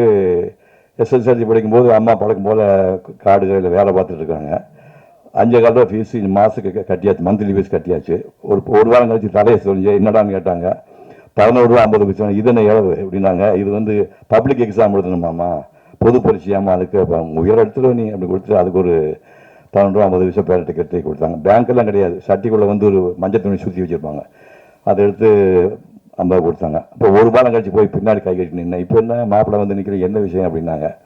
இல்லை, இந்த 6, 7, 8, 9, 10, 11 இப்போ இந்த 5-6 வருஷம் படித்தா பசங்க ஒரு 20 பேர், பொண்ணுங்க ஒரு 5-6 பேர், பள்ளிக்கு டீச் பண்ண வாத்தி ஒரு 6-7 பேர், ஒரு ஸ்வீட்காரன் காப்பில் ஒரு குரூப் ஃபோட்டோ எடுத்துக்கணும். 5 கொன்னே போடுவேன். 5 குழந்தைங்க வந்துச்சு, ஒன்றா செத்து போச்சு. ஒரு பையன் செத்து போச்சு, பொண்ணு செத்து போச்சு, ஒன்றா பிள்ளைகள் செத்து போயிட்டான். ஒரு பொண்ணுக்கு 5ஆவது குழந்தை கொன்னே போட்டு பையன் பரவாயில்ல, பேசாமல் வந்துட்டேன். அன்னைக்கு போய் அந்த எல்லாரும் போனாங்க. என்ன மாதிரியே கூட படிச்சவங்கள நான் எப்பவும் 4th ரேங்க் தான், விட மாட்டாங்க. ராட்சச பயிலுக்கு முன்னாடி 3 பேர் விடவே மாட்டேன். என்ன முக்குனாலும் விட மாட்டாங்க. 4th ரேங்க் தான் கஷ்டப்பட்டு படித்தேன். அந்த 1, 2, 3லையும் 2 பேருக்கு வீட்டில் கையில் காசு கொடுக்கல. ஒரு 3-3:30 மணிக்கு எல்லாம் பெஞ்செலாம் போட்டு ரெடி பண்ணிட்டாங்க. நான் 3 பேர் வெளியே ஒரு பையன் தூக்கி தோடு போட்டு எங்கடா போகிறீங்கன்னாங்க. வீட்டுக்குண்ணா குரூப் ஃபோட்டோ நாங்கள் அது காசு கொடுத்தவங்களுக்கு அப்படின்னா, ஓ காசு கொடுக்கலையோ அப்படின்ட்டு பரவாயில்லப்பா ஃபோட்டோவில் நின்று போனாங்க. அது கேவலமாக இருக்குது அப்படின்னு நம்ப மாட்டேங்க. எங்கள் குரூப் ஃபோட்டோ வேறு வீடு இருந்தாலும் நான் பார்க்க மாட்டேன். இப்போ எங்கள் குரூப் ஃபோட்டோ வச்சுருந்தா நான் எனக்கு கண்டு இருட்டேன். குரூப் ஃபோட்டோ பார்க்க மாட்டேன், நம்பவே மாட்டேங்க. 50 ஆண்டுகள் வந்து நான் குரூப் ஃபோட்டோவை பார்க்கவே இல்லை. இப்போ நான் வந்து எங்கள் காலத்து இப்போ டிஜிட்டல் கேமரா வந்துடுச்சு. நான் வாழ்ந்த காலத்தில் வந்து ஃபிலிம் தான் இருந்தது. 192 படங்கள் நடிச்சு. ஆனால் எங்கள் புறமே டிஜிட்டலில் கிடையாது, ஒரிஜினல் ஃபிலிம் போட்டு வந்திருக்கேன். இன்னைக்கு கணக்கு போட்டு பார்த்தீங்கன்னா ஒரு 4-5 கோடி ஃப்ரேமில் இந்த முகம் இருக்குது. அந்த 5 ரூபா ஃபோட்டோ கிடையாது. ஏதோ உங்களுக்கு இன்னைக்கு கைதட்டுக்காக சொன்னீங்க. இப்போ எப்போ நெஞ்சில் வலிக்குன்னு நினச்சிப்பாங்க. அந்த 5 ரூபா ஃபோட்டோ அன்றைக்கி வாங்கி எடுக்க முடியல. அப்போ காலம் எப்படி கேள்வி பண்ணுச்சுன்னா, அதுக்கப்புறம் இப்போ ஒரு 2057 விட்டு 50 ஆண்டுக்கு அப்புறம் அதே ஸ்கூலுக்கு விஜய் டிவிக்காரங்க வந்து மீண்டும் படிக்க போகிறோம் வாங்க சார்னு கூட்டிகிட்டு போய் அதே ஸ்கூலில் தேடி உயிரோட வந்து 8 பசங்க 5 பாட்டி ஆகிட்டாங்க. 4 பிள்ளைங்க பாட்டிமா. நான் பார்த்தா தானே ஒரு 4-5 பாட்டிமாருங்க கூட படிச்சேன். வாத்தியார் 4 பேர் எல்லாம் வச்சு அதே பெஞ்சு இருக்குது, பழைய பெஞ்சு கிராக் விட்டுருந்து அதே பெஞ்சை போட்டு அதே இடத்துல ஒரு ஃபோட்டோ எடுத்து வச்சுருக்கேன். நான் இப்போ அந்த ஃபோட்டோ வச்சுருக்கேன். அதுக்கப்புறம் என்ன பண்ணேன்னா, ஒரு சிஇஓ அதிகாரி சொன்னார், கவர்மெண்ட் பள்ளிக்கு காசு யாரும் கொடுக்க மாட்டாங்க. கல்யாணி சார் தெரியும், ப்ரைவேட் பள்ளிக்கு நிறையா கேபிடேஷன் வச்சு வாங்குவாங்க, கவர்மெண்ட் பள்ளிக்கு காசு கிடைக்காது. நீங்கள் படித்த பள்ளி உங்கள் மாதிரி முக்கியமான நீங்கள் தத்தெடுத்துட்டா அந்த பெரிய புண்ணியம் கிடைக்கும்னாங்க. அந்த வினாடியே இந்த பள்ளியை தத்தெடுத்துக்கணும்னு சொல்லி தத்தெடுத்து ஒரு ரூபா போய் 26,000 ஒரு மீட்டிங் விட்டு 25 பில்லு நேரம் அங்கே ட்ரஸ்ட் அனுப்ப சொல்லி நானே ரெடி பண்ணி இப்போ வந்து அந்த ட்ரஸ்ட்டில் வந்து 30 லட்சம் ரூபா சேர்த்து வச்சு 10 நாளைக்கு முன்னாடி இந்த பொண்ணு எங்கடாது ப்ரைஸ் வாங்கிச்சு. எங்கள் ஊர் பொண்ணுங்க, இந்த பொண்ணு சூலூர் பொண்ணு அதான் இருக்குவாங்க. அந்த பொண்ணு வந்து ப்ரைஸ் வாங்கியிருக்குது. 1.5 லட்சம் ரூபா இன்ட்ரெஸ்ட் வருது. 30 லட்சம் ரூபா பேங்க்கில் போட்டு 14ஆவது ஆண்டு ஃபர்ஸ்ட் கொடுத்துருக்கேன். இதெல்லாம் எதுக்காக சொல்ல வரேன்னா, எங்கே பிறந்தேன், நீங்கள்லாம் என் மகள் பேரம் பேத்தியெல்லாம் கிடையாது. நீங்களாம் நம்மளாம் ஒரே ரத்தம், நம்ம ஒரே ரத்தம். நீங்கள் நினச்சிங்கன்னா சிவகுமார் ஒன்றுமே இல்லை, சிவகுமார் சாம்பிள். நீங்கள் வந்து உங்களுக்கு இமயமலை இருக்குது, இமயமலை உங்களால் தொட முடியும். ஒரே விஷயம் கல்வி. அந்த ஒரு 11 பேர் படிக்க ஆரம்பித்து நான் ஒரு சந்தா ஒரு தெப்பு தேடி வெளியே வந்தேன். அந்த கல்வி தான் இப்போ காப்பாற்றிட்டு. கல்வியும் ஒழுக்கமும் காப்பாற்றிப்பட்டு 68 வருஷம் ஆகுது. கை தூக்குங்க, காஃபி சாப்பிடலாம், கை தூக்குங்கப்பா, ₹1 இருக்க மாட்டீங்க, தூக்க பரவாயில்ல 2 மணி கை தூக்கலாம்டா. அடா மகனே ராஜா, காஃபி வீட்டில் போட்டுல இல்லையா, அப்படி வா போட்டு கொடுத்து சாப்பிடாம இருந்தானே பெரிய ஆளு பிருந்தாசாரி சொல்லியா, போட்டு கொடுத்து காப்பி 1958 அப்புறம் இது வரைக்கும் நாக்களுக்கு படல. அப்போ எதுக்கு நம்ம காப்பியே சாப்பிட்டேன்னா தண்ணி அடிப்போமா, மொத்த சமாதானம் பண்ணுவோமா? கல்வியும் ஒழுக்கமும் தான் உங்களை இமயமலை உச்சியில் உட்கார வைக்கும். நன்றி, வணக்கம். நன்றி ஐயா. சிரிப்பின் சிறுத்தை, பண்பின் பருத்தி வீரன், வீரத்தில் விருமனாய் திகழும் எங்கள் அண்ணன் கார்த்திக் அவர்களை சிறப்புரையாற்ற அழைக்கிறோம். ஸ்கூலுக்கு போய் படிங்கன்னா பஞ்சு டைலாக் எழுதுது, என்ன பண்றது இவங்களெல்லாம்? பெரியவங்க எல்லாருக்கும் வணக்கம், பத்திரிகை தொலைக்காட்சி நண்பர்களுக்கு வணக்கம், மேடையில் இருக்கும் மாயா அவர்களுக்கும் கல்யாணி அவர்களுக்கும் அப்பா அண்ணா அகரம் குழந்தைகள் எல்லாருக்கும் வணக்கம். பெற்றோர்களுக்கு முக்கியமாக ஆசிரியர்களுக்கும் ரொம்ப ரொம்ப வணக்கம். நான் 2 வயசு இருக்கும்போது ஆரம்பித்த ஒரு அறக்கட்டளை. அது சின்ன வயசில் ஆத்தா சொல்லுவாங்க, எது பண்ணாலும் தொடர்ந்து பண்ணுற மாதிரி இருக்கணும், ஆரம்பிச்சு நிறுத்தக்கூடாது. இது சின்ன வயசில் நான் கேட்ட ஒரு வார்த்தை. ஆனால் அது தொடர்ந்து பண்ணுறது அப்படிங்கிறது அவ்வளோ ஈஸி இல்லை.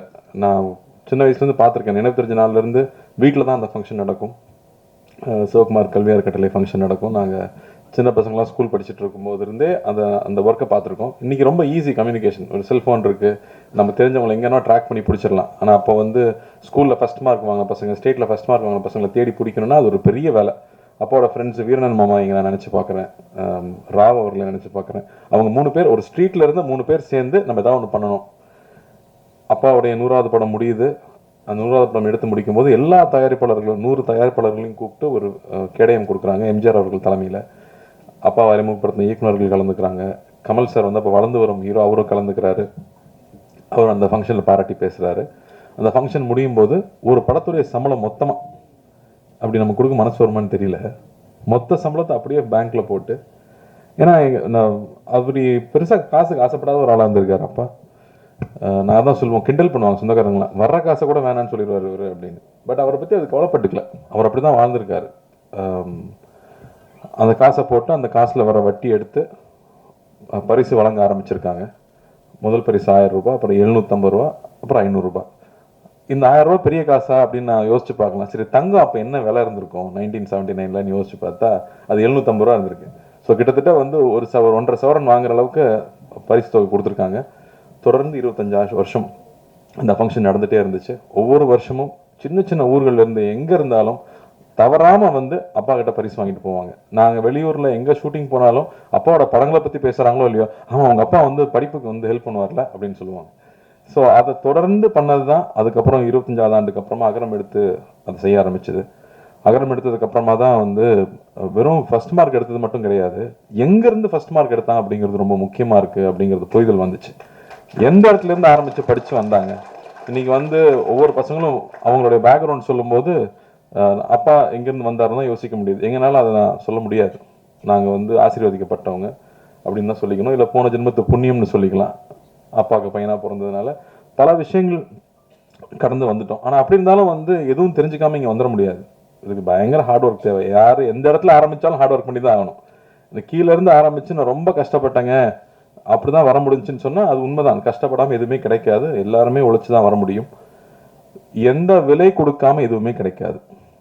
அந்த விலை எப்பவுமே காசு பணம் கிடையாது. உங்கள் தூக்கமாக இருக்கும், உங்களுடைய சந்தோஷங்களாக இருக்கும். இங்கே இருக்கிற எல்லாருமே ஏதோ ஒன்று பெருசாக விலை கொடுத்து இழந்து தான் இன்றைக்கி அவங்க படித்து இங்கே வந்திருக்காங்க. அதனால் இன்றைக்கி ஹார்ட் ஒர்க்கோ நம்ம தியாகம் பண்ணிக்கிற விஷயம் என்னவோ நிச்சயமாக அது பரிசளிக்குது. இல்லைங்க நான் வாழ்க்கை பூரா உழைச்சிட்டே இருக்கேன் எனக்கு எதுவுமே கிடைக்கலன்னு சொன்னால், நீ ரொம்ப நாள் வெயிட் பண்ணால் ரொம்ப பெருசாக கிடைக்கும்.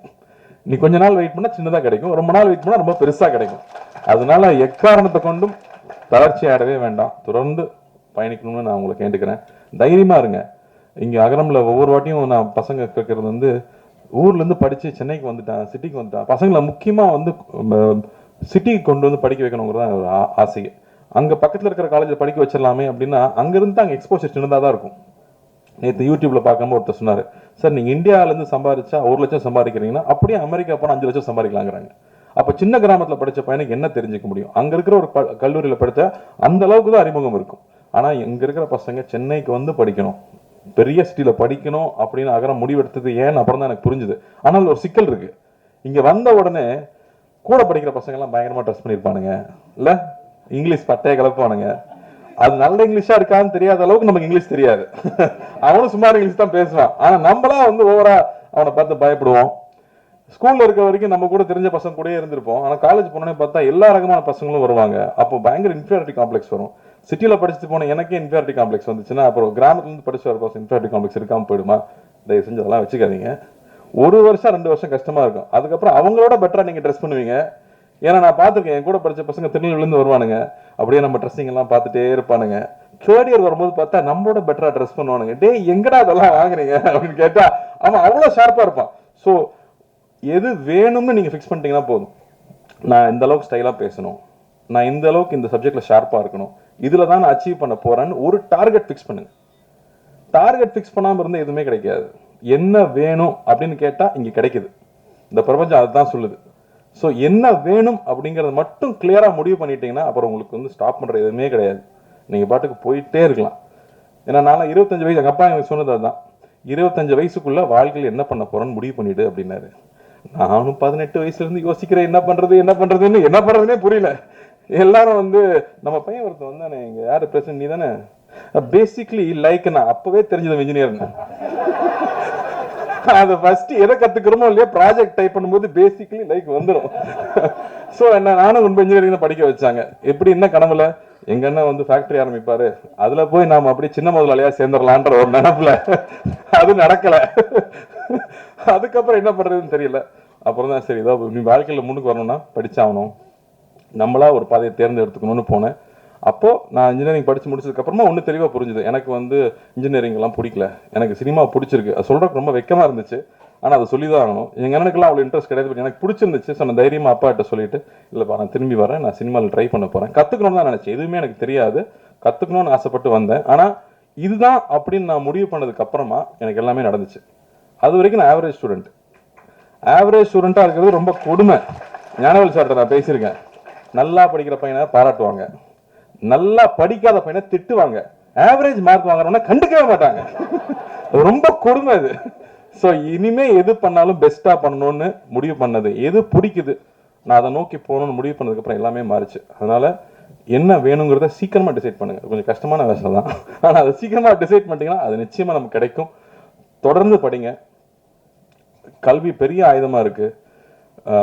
இங்கே வந்து ஒவ்வொருத்தரும் அவங்களோட எக்ஸ்பீரியன்ஸ் ஷேர் பண்ணும்போது, நாங்கள் அகரமுக்கு வரும்போது ஒவ்வொரு வாட்டியும் அது புதுசாக இருக்கும்.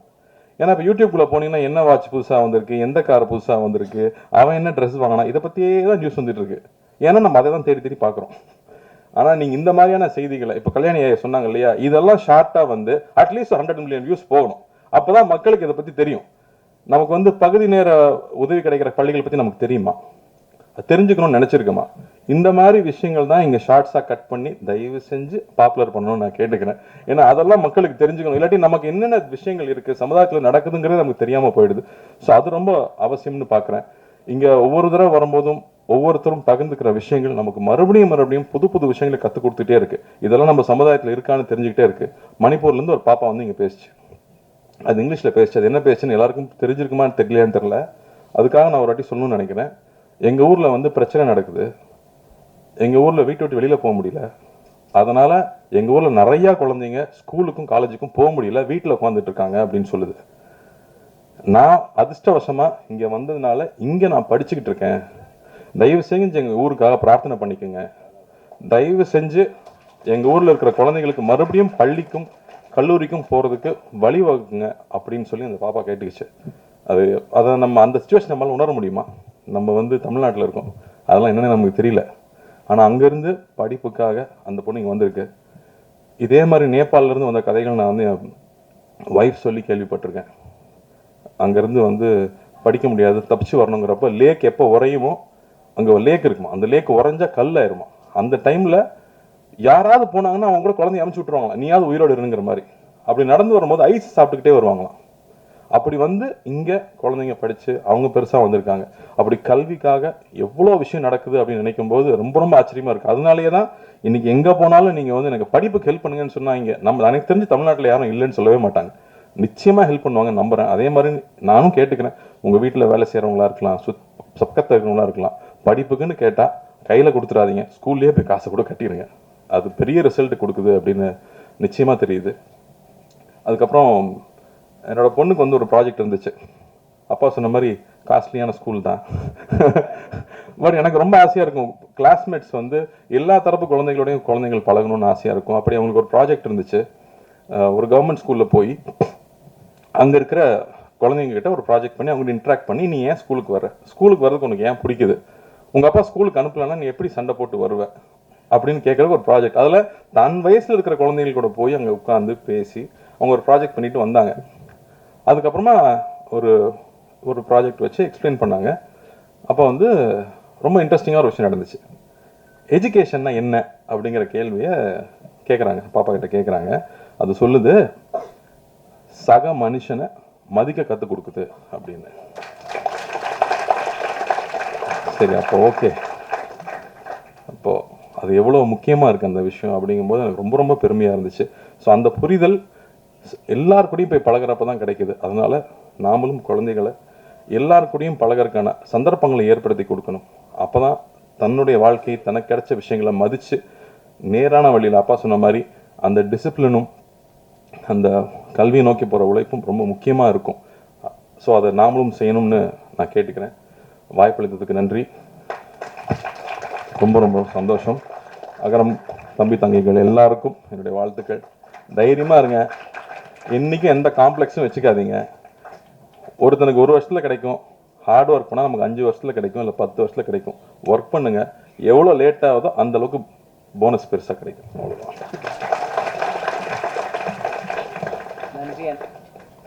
நன்றி அண்ணா. ஒரு மனதில் சிந்தித்து பல மனங்களில் அகரம் என்ற ஆலமரத்தை நிறுவி அதன் ஆணி வேராக திகழ்ந்து வரும் எங்கள் அண்ணன் இருள் சூழ் உள்ளங்களுக்கு கல்வி எனும் மொழியை தந்து வாழ்வை வளமாக்கும் வள்ளல் ஆயிரக்கணக்கான விதைகளுக்கு அண்ணனாக திகழ்பவர் எங்கள் சூர்யா அண்ணா அவர்களை சிறப்புரையாற்ற அழைக்கிறேன்.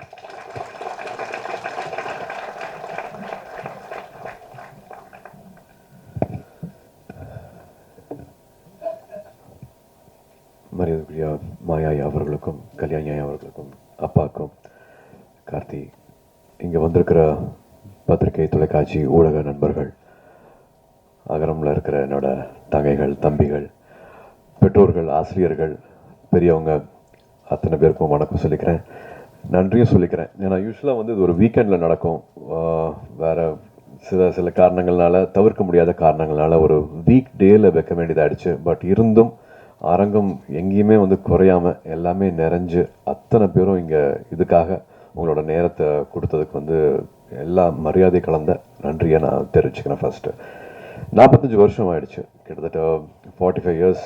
79 ஆரம்பிச்சு 80 அப்பாவோட விருதுகள் கொடுக்கறது ஆரம்பித்து பண்ணிகிட்ருக்காங்க. அகரம் கிட்டத்தட்ட 20 இயர்ஸ் தொடப்போகுது.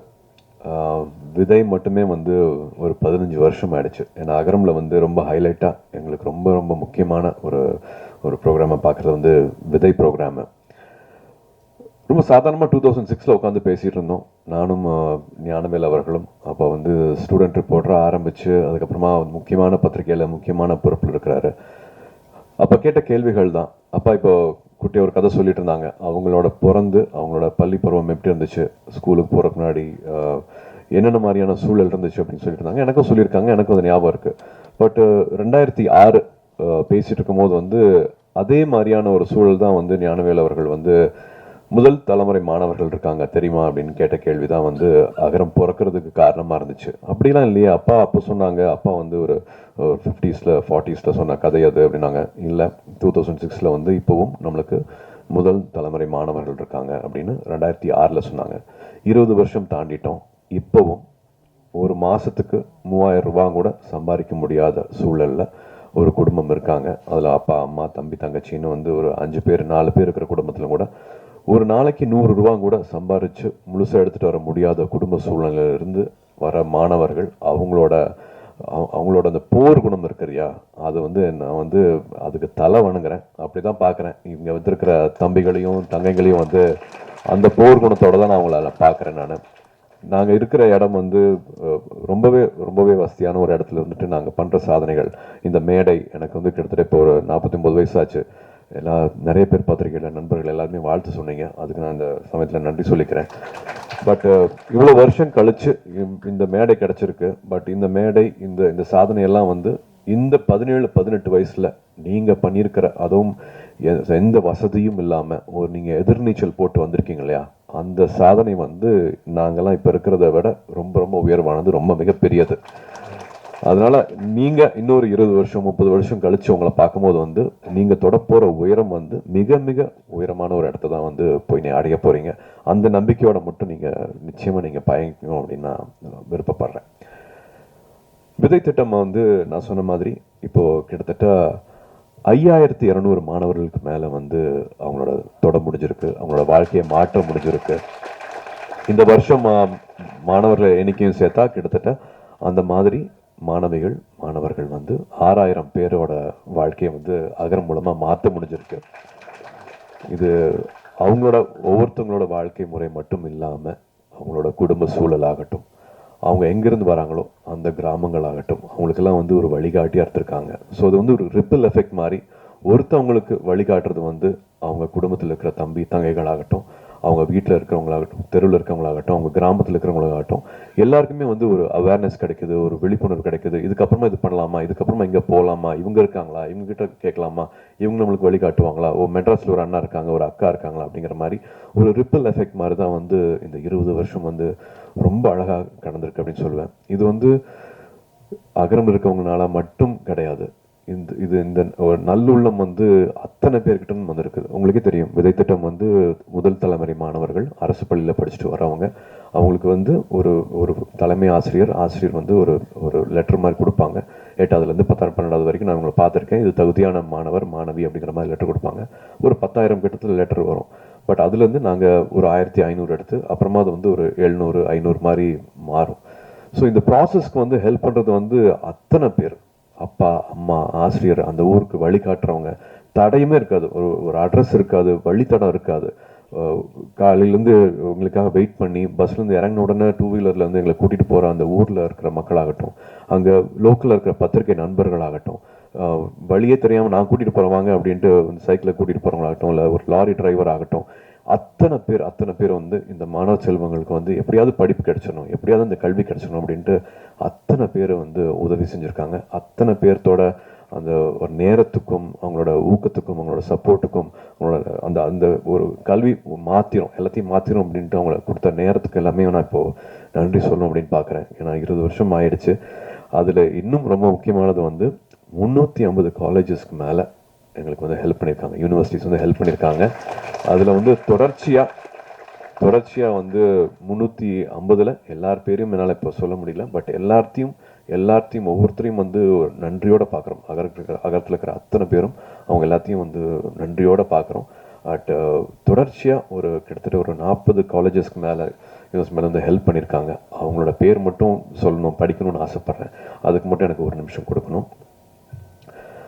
அறுபடை வீடு institute of technology Chennai, Agni engineering college Chennai, Alpha arts and science college Chennai, Apollo arts and science college Chennai, Apollo hospitals Chennai, Aravind eye hospitals Chennai, ABC polytechnic college Mayiladuthurai, Bharath university Chennai, builders engineering college Erode, Dhaanish Ahmed college of engineering Chennai, DOT school of design Chennai, doctor MGR university Chennai, Excel college of engineering Erode, Einstein Group of Institute, Tirunelveli, Hindustan Group of Institutes, Coimbatore, JPR, Mamalan Group, Chennai, Kaveri Hospitals, Chennai, KG Hospitals of Pharmacy and Research Institute, Viluppuram, Kumaraguru College of Liberal Arts and Kumaraguru College of Technology, Coimbatore, MAM Group of Institutions, Trichy, Michael Job College of Arts and Science College for Women, Coimbatore, Dr. MGR Janaki Arts and Science Women's College, Chennai, Nanda Arts and Science College, Erode, Pavai Engineering College, Namakkal,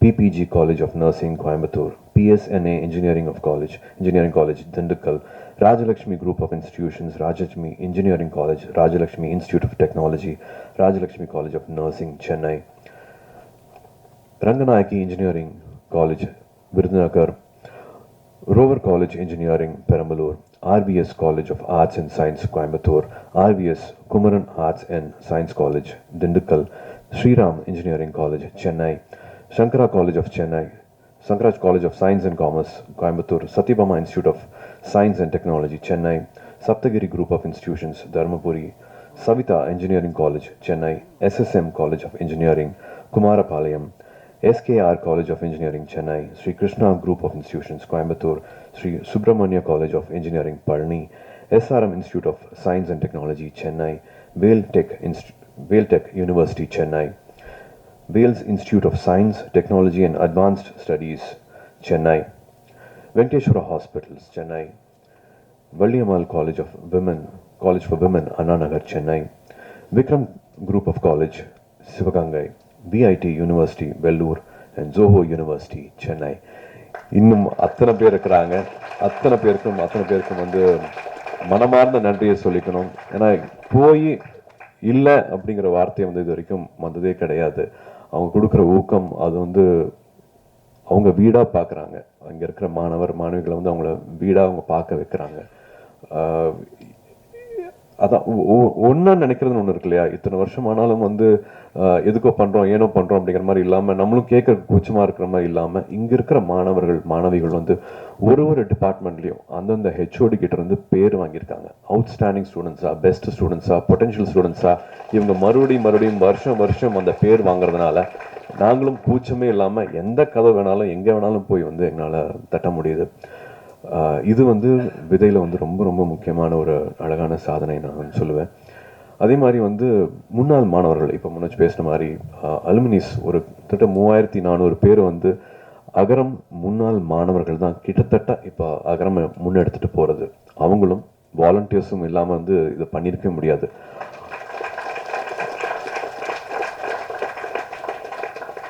அத்தனை புது விஷயங்களும் இது வந்து இது வேண்டாம், இது பண்ணலாம் அப்படின்ட்டு அகரம் புதுப்பிக்கிறது வந்து அகரம் முன்னாள் மாணவர்கள் அலுமினைஸும் வந்து தன்னாளவர்களும்.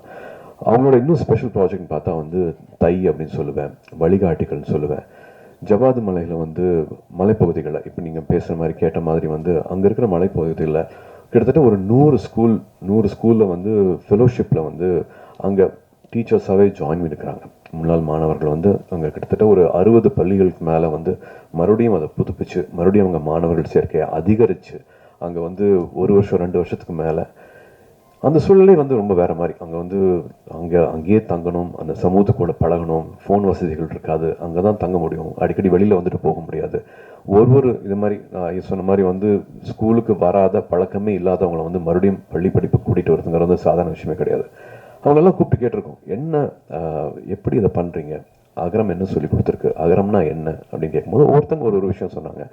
அதில் ஒரு தங்கை வந்து அகரம் தான் நான் தான் அகரம் அப்படிங்கிற மாதிரி சொல்லிச்சு. என்ன சொல்கிறேன் புரியல அப்படின்னு சொன்னேன். கேட்கும்போது இல்லை, சூழல் வந்து எல்லாமே ரொம்ப சேலஞ்சிங்காக இருக்கும், எதுவுமே வந்து கிட்டத்தட்ட எதுவுமே சரியாக இருக்காது, சுற்றி இருக்கிறது எல்லாமே தப்பாக இருக்கும், பட் எல்லாத்துலேயும் என்ன நடந்தாலும் வந்து எப்படி வந்து ரெசிலியன்ஸோடு இருக்கிறது, எப்படி நம்பிக்கையோடு இருக்கிறது, எப்படி பாசிட்டிவாகவே இருக்கிறது, வாழ்க்கையில் எது பெருசு அப்படிங்கிறத வந்து முடிவு பண்ணிவிட்டு எது வேணும் அப்படிங்கிறத வந்து தீர்மானிச்சுட்டு அதை நோக்கி மட்டுமே போகணும், எந்த காம்ப்ரமைஸும் பண்ணிக்காமல் நம்ம நினச்சதை அடையிறது எப்படி அப்படிங்கிறத வந்து அகரம் சொல்லி கொடுத்துருக்கு. நான் தான் அகரம் தான் நான் அப்படிங்கிற மாதிரி சொல்லிச்சு. அது ஒவ்வொரு மாணவிக்கும் ஒவ்வொரு மாணவனுக்கும் அகரம் இருக்கிற அத்தனை பேருக்கும் வந்து அது ஒரு எடுத்துக்காட்டு மாதிரி இருந்துச்சு அவங்க சொன்ன அந்த வார்த்தை. அது நம்ம லைஃப்லையும் அது ரொம்ப ரொம்ப வேணும் அப்படின்னு நினைக்கிறேன். எந்த பொசிஷனில் ஆரம்பத்தில் இருந்தாலும் சரி, நடுவில் இருந்தாலும் சரி, ஃபேடிங்கான ஒரு கெரியர் கிராஃபில் வந்து ஒரு ஃபேடு வேணும், அந்த டைம்லையும் சரி, நிச்சயமாக எல்லாமே வந்து சரியாக போகாது. நிறையா விஷயங்கள் வந்து நம்ம எதிர்பார்க்காத மாதிரி போகும், நெகட்டிவிட்டி வந்து ரொம்ப அதிகமாக இருக்கும். பட் அந்த டைமில் பாசிட்டிவான விஷயங்களை மட்டுமே நினைக்கிறது, பாசிட்டிவாக மட்டுமே பேசுறது. ஏன்னா we can always choose to complain, மற்றவங்களை பற்றி தப்பாக பேசுகிறதோ, இது சரியில்லை அது சரியில்லைன்னு சொல்கிறதுக்கோ, இல்லாட்டி எடுத்தோன்ன கான்வர்சேஷனில் முதல் வார்த்தையே வந்து எது வந்து தப்பாக நடந்துகிட்ருக்கோ அதை பற்றி ஆரம்பிக்கிறது வந்து நிறைய பேருக்கு வந்து அது பழக்கமாக இருக்கலாம். எல்லாத்தோட வாழ்க்கையிலும் நிறையா கசப்பு இருக்கலாம், பட் அதெல்லாத்தையும் மறந்து நல்லது மட்டுமே பேசுவோம், ஆக்கப்பூர்வமாக மட்டுமே இருப்போம்.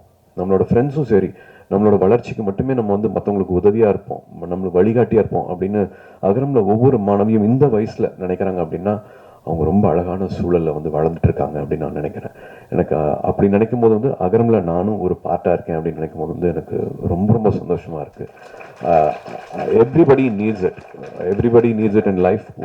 ஒரு வாட்டியும் வந்து கசப்பான அனுபவங்கள் வரும்போது வந்து அதை தகர்த்துட்டு பாசிட்டிவாக நினைக்கிறது வந்து ரொம்ப ரொம்ப முக்கியம்.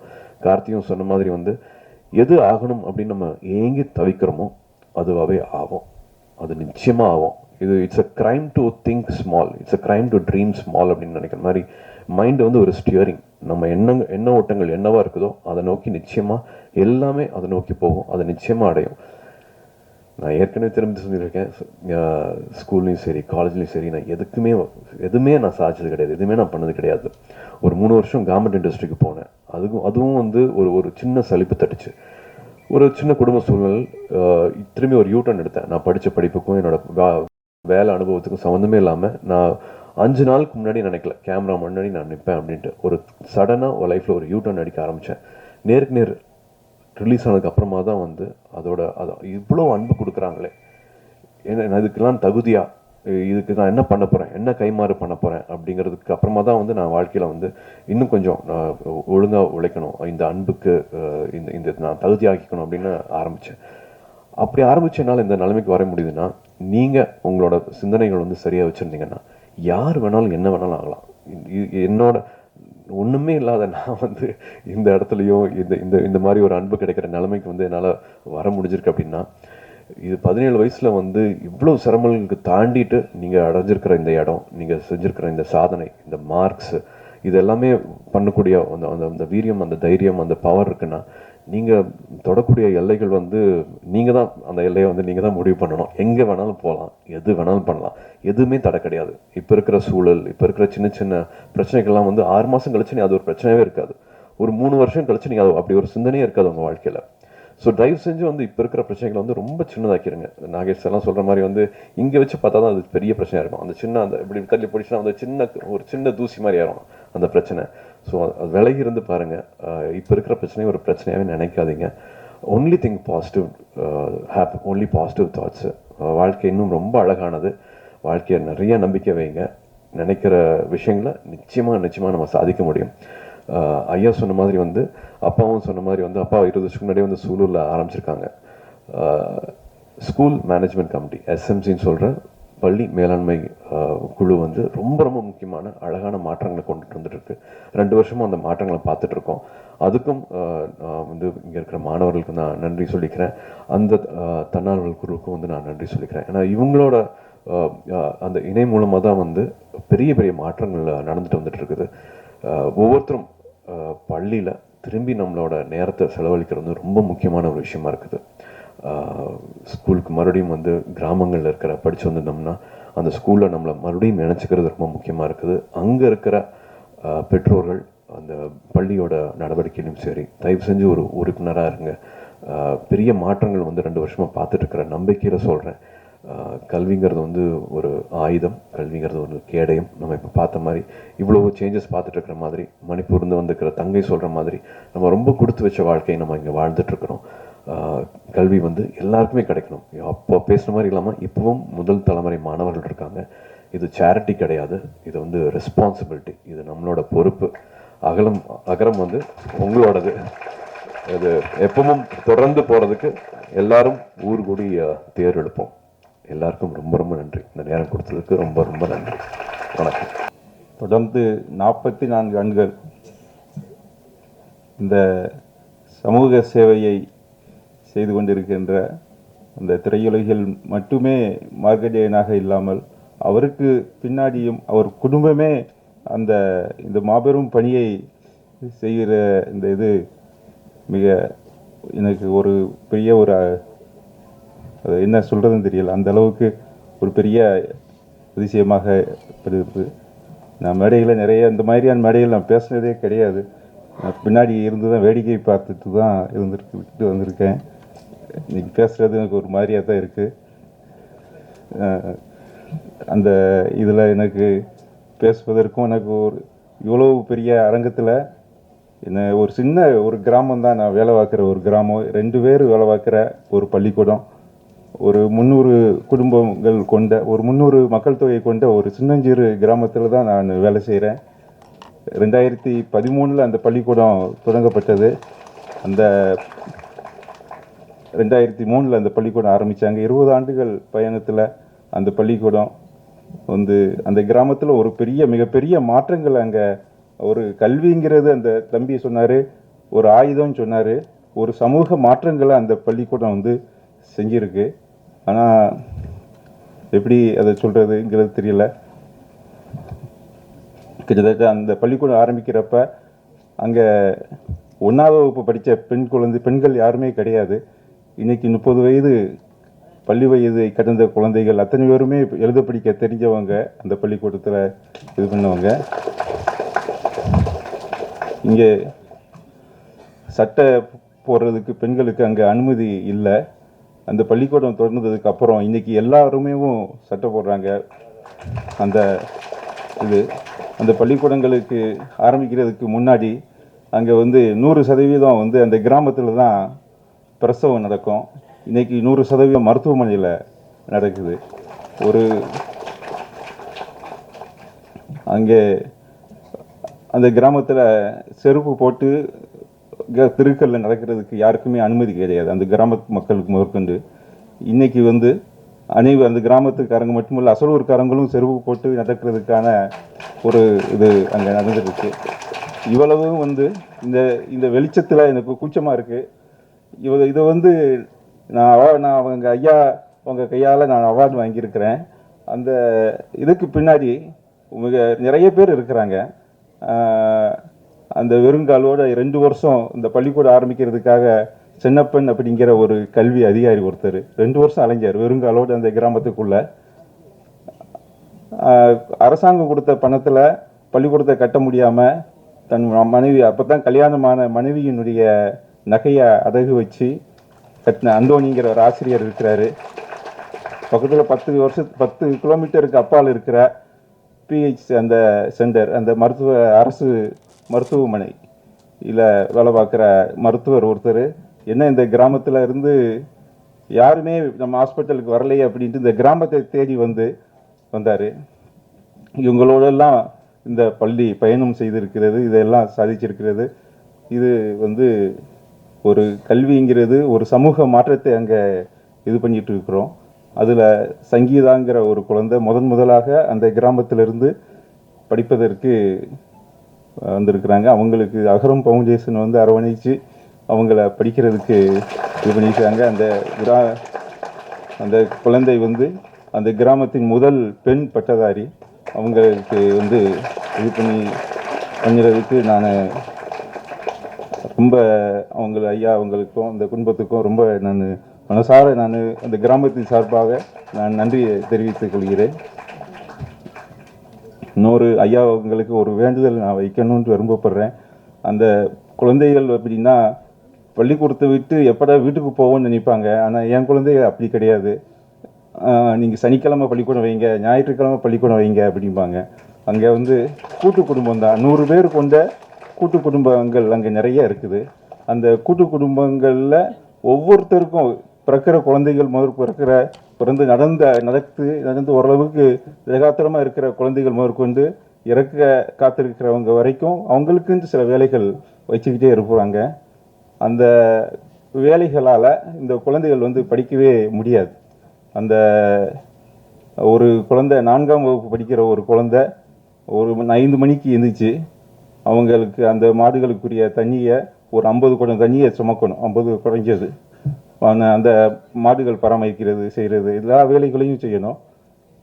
இவங்க அந்த எப்படி நீ இந்த வேலையை செய்யாட்ட நீ பள்ளிக்கூடத்துக்கு போக முடியாது அப்படின்ட்டு மிரட்டுவாங்க. அந்த மாதிரியான ஒரு சூழல் அந்த கிராமத்தில் இருக்குது. அந்த பள்ளிக்கூடத்துக்கு பிறகு பள்ளி வேலைக்கு பிறகு அந்த குழந்தைகள் படிப்பதற்கான ஒரு தளத்தை உருவாக்குறதுக்கு நீங்கள் உதவி செய்யணும் அப்படிங்கிறது உங்கள் எல்லாரும் நான் கேட்டுக்கொள்கிறேன். எல்லோருக்கும் வணக்கம். எனக்கு நேத்தியிலேருந்து இங்கே வரணுன்னோடனே என்ன பேசுறது இப்படின்னு இந்த மாதிரி கூட்டங்களில் அப்பப்போ மனசில் தோன்றதை பேசிட்டு போயிடுவேன். அது நாளைக்கு நம்ம ஏதாவது கொஞ்சம் உருப்படியாக நான் வகுப்பு எடுக்கும்போது தான் நல்லா தயாரிப்பேன். பாடத்தை நல்லா படிச்சுட்டு வகுப்பில் போய் எடுக்கிறது அதுதான் பழக்கம். கூட்டங்கள் எல்லாம் பேசுறதுக்கு அந்த தயாரிப்பு இருக்காது. ஆனால் நேற்று என்ன நினச்சேன்னாக்கா, இல்லை அங்கே அகரம் வாலண்டியர்ஸ்லாம் இருக்காங்க, கல்வியாளர்கள், அவங்களுக்கு ஏதோ நம்ம கருத்தை சொல்லி ஆகணும் அப்படிங்கிறதுக்காக உட்காந்து ஏதாவது குறிப்பு எடுக்கணுங்கிறதுக்காக ஒரு முயற்சி பண்ணேன். அதுவே இன்னைக்கு முழுக்க எனக்கு குழப்பத்தில் இருக்குது. எதை எப்படி சொல்கிறது, எப்படி சொன்னால் சரியாக இருக்கும் அப்படிங்கிறதுக்காக. அதனால் நீங்கள் எல்லோரும் முதல்ல அந்த ஒரு டென்ஷனாக இருக்கிறீங்க பாருங்கள், அது இருக்கக்கூடாது. முதல்ல நீங்கள் ஃப்ரீ ஆகிடும். ஏதோ இங்கே ஒரு பெரிய பெரிய கருத்துக்கள்லாம் சொல்ல போகிறாரு அப்படின்னு நீங்கள் நினச்சிங்கனால அது நல்லா இருக்காது. ஏதோ நம்ம கூட ஏதோ சில கருத்துக்களை சொல்கிறாருங்கிற அளவில் மட்டும் இருந்தால் போதும்னு நினைக்கிறேன். முதல்ல இந்த சிவகுமார் கல்வி அறக்கட்டளை ஒரு 45 வருஷம் எல்லாருமே சொன்னாங்க. அதுக்கப்புறம் அகரம் ஃபவுண்டேஷன் இது, அதில் வழிகாட்டிகள் இது எல்லா பாடங்களும் இருக்குது. அதனால் இப்போ ஒவ்வொரு தலைவர்களையும் எப்படிலாம் பாராட்டி பேசுறதுன்னே ஒவ்வொரு கூட்டங்கள்லையும் அவங்கவுங்க கட்சி தலைவரை போட்டு பாராட்டி பேசுவாங்க. அப்போ நம்ம எப்படிலாம் பாராட்டலாம் அப்படின்னு நினச்சேன். அந்த இது ஒரு வழிகாட்டி பல்கலைக்கழகம் அப்படின்னு சொல்லலாம்னு நினச்சேன். ஏன் நம்ம இப்படி ஒரு பேர் வச்சா என்ன, இதில் வழிகாட்டு அந்த மாணவர்களுக்கு பல்வேறு விதமான வழிகாட்டுதல்கள் எல்லா பாடமும் இருக்குது. ஒரு பல்கலைக்கழகம்னா எல்லா பாடமும் இருக்கும். அதே மாதிரி எல்லா பாடங்கள் படிக்கிற மாணவர்களுக்கும் வழிகாட்டுகிறார்கள். எங்கெங்கேருந்து வர மாணவர்களுக்கு எங்கே இடம் இருக்குது, அங்கே இருக்குது, இங்கே அவ்வளவு வேலைகள் இந்த வாலண்டியர்ஸ் எப்படி தான் செய்கிறாங்கன்னு தெரியல. அதுக்கு அதை நிறுவனர் இந்த பல்கலைக்கழகத்தின் நிறுவனர் நம்ம ஒரு சிவகுமார் ஐயா அவர்கள், அவங்க தான் இதை நிறுவியிருக்காங்க இந்த பல்கலைக்கழகத்தை. அதுக்கு அடுத்தால இதுக்கு ஒரு துணைவேந்தர்னு ஒருத்தர் இருக்குன்னு, துணைவேந்தர்னாவே பிரச்சனை தான். அது வேற அங்கே ஒரு பக்கம். இங்கே இதுக்கு துணைவேந்தர் தான் நம்ம இவர் ஐயா நடிகர் சூர்யா அவர்கள் இதுக்கு துணைவேந்தராக இருக்கிறாங்க. பதிவாளர்கள் இருக்கணும், ஒரு ரிஜிஸ்ட்ரார்னா அதெல்லாம் பார்க்கணும். அதுக்கு தான் ஜெயஸ்ரீ இருக்காங்க. அதுக்கப்புறம் பேராசிரியர்கள், துணை பேராசிரியர்கள், இதெல்லாம் தான் வாலண்டியர்ஸ். எல்லாம் நீங்கள் எல்லாம் அதுக்கு பேராசிரியர்களாக இருந்து இதெல்லாம் நிர்வகிச்சுட்டு வரீங்க. அதனால் இதை நான் சொல்கிறது மிகைப்படுத்துறதுன்னு இல்லை, அது ஒரு கட்டணமில்லா பல்கலைக்கழகம். இந்த மாதிரி பணியை யார் செய்ய முடியும்? இது தமிழகத்திலும் சரி உலகத்திலும் சரி இப்படி ஒரு முன்மாதிரி வேறு எங்கேயும் கிடையாது. இதுதான் முன்மை. நிறைய பேர் உதவி செய்கிறாங்க, நான் இல்லைன்னு சொல்லல. ஆனால் அவங்க வேலை கிடைக்கிற வரைக்கும் அவங்க என்ன இது பண்ணணும், எப்படி பண்ணணும் அதுங்கிறதுலாம். அதை விட நான் அமெரிக்கன் காலேஜில் படித்தேன், அது ரொம்ப பெருமையாக எப்பவும் சொல்லுவேன். அவர் ஞானவேல் வந்திருக்கார், அவர் என்கிட்ட பேட்டியெல்லாம் எடுத்தவர். அது அமெரிக்கன் காலேஜ். அதில் அந்த motto of the college is not to produce result but to produce man அப்படின்னு போட்டிருப்பாங்க. மனுஷனை உருவாக்குறது தான் இந்த கல்லூரி நோக்கம் அப்படிங்கிறது. அதனால் அகரம் இந்த மனிதர்களை உருவாக்கணும். நிறைய டாக்டர்கள் இருப்பாங்க, சிசேரியனுக்காகவே வந்து நார்மல் டெலிவரியெல்லாம் சிசேரியனை மாற்றி விட்டுருவாங்க. அப்படி டாக்டர் நமக்கு வேண்டிய ரோடு போடணும். இன்ஜினியர் அது எப்படி முக்காஞ்சி ஜல்லி போடுற இடத்துலலாம் சக்கையை கொண்டு போட்டு ஒரு இது பண்ணிப்பாங்க. அப்படி இன்ஜினியர் நமக்கு ஒன்றும் தேவையில்லை. அப்போ அவர் மனிதர்களை உருவாக்கணும் அப்படிங்கிறதுல அந்த அடிப்படையில் அகரம் ஃபவுண்டேஷன் வந்து மனிதர்களை உருவாக்கிக்கிட்டு இருக்கு. அது மாதிரி நல்லா இது நிறைய குடும்பங்களில் மாற்றம் இதெல்லாம் செஞ்சுக்கிட்டு இருக்கு. இதில் வந்து பயணிக்கிறதுக்கு வாய்ப்பு எனக்கு ஏற்படுத்தி கொடுத்த ஞானவேல் அவங்களுக்கு தான். ஏன்னா அது அவர் முன்னால் என்னை பற்றி பேட்டியெல்லாம் எடுத்து கொஞ்சம் புத்தகங்கள் எழுதியிருந்தார். அதை வச்சு எனக்கு அந்த வாய்ப்பு கிடைச்சிது. அதை நான் ரொம்ப பெருமையாக கருதுகிறேன் அகரத்தில். ஏன்னா எங்கேயாவது ஒரு போனாக்கா அகரத்தில் ஒரு மாணவர் பார்த்தாருன்னா உடனே அகரத்தில் வாலண்டியர்ஸ் இல்லைன்னா இந்த அகரம்னு சொன்னாவே நமக்கு ஒரு மரியாதை இருக்குது.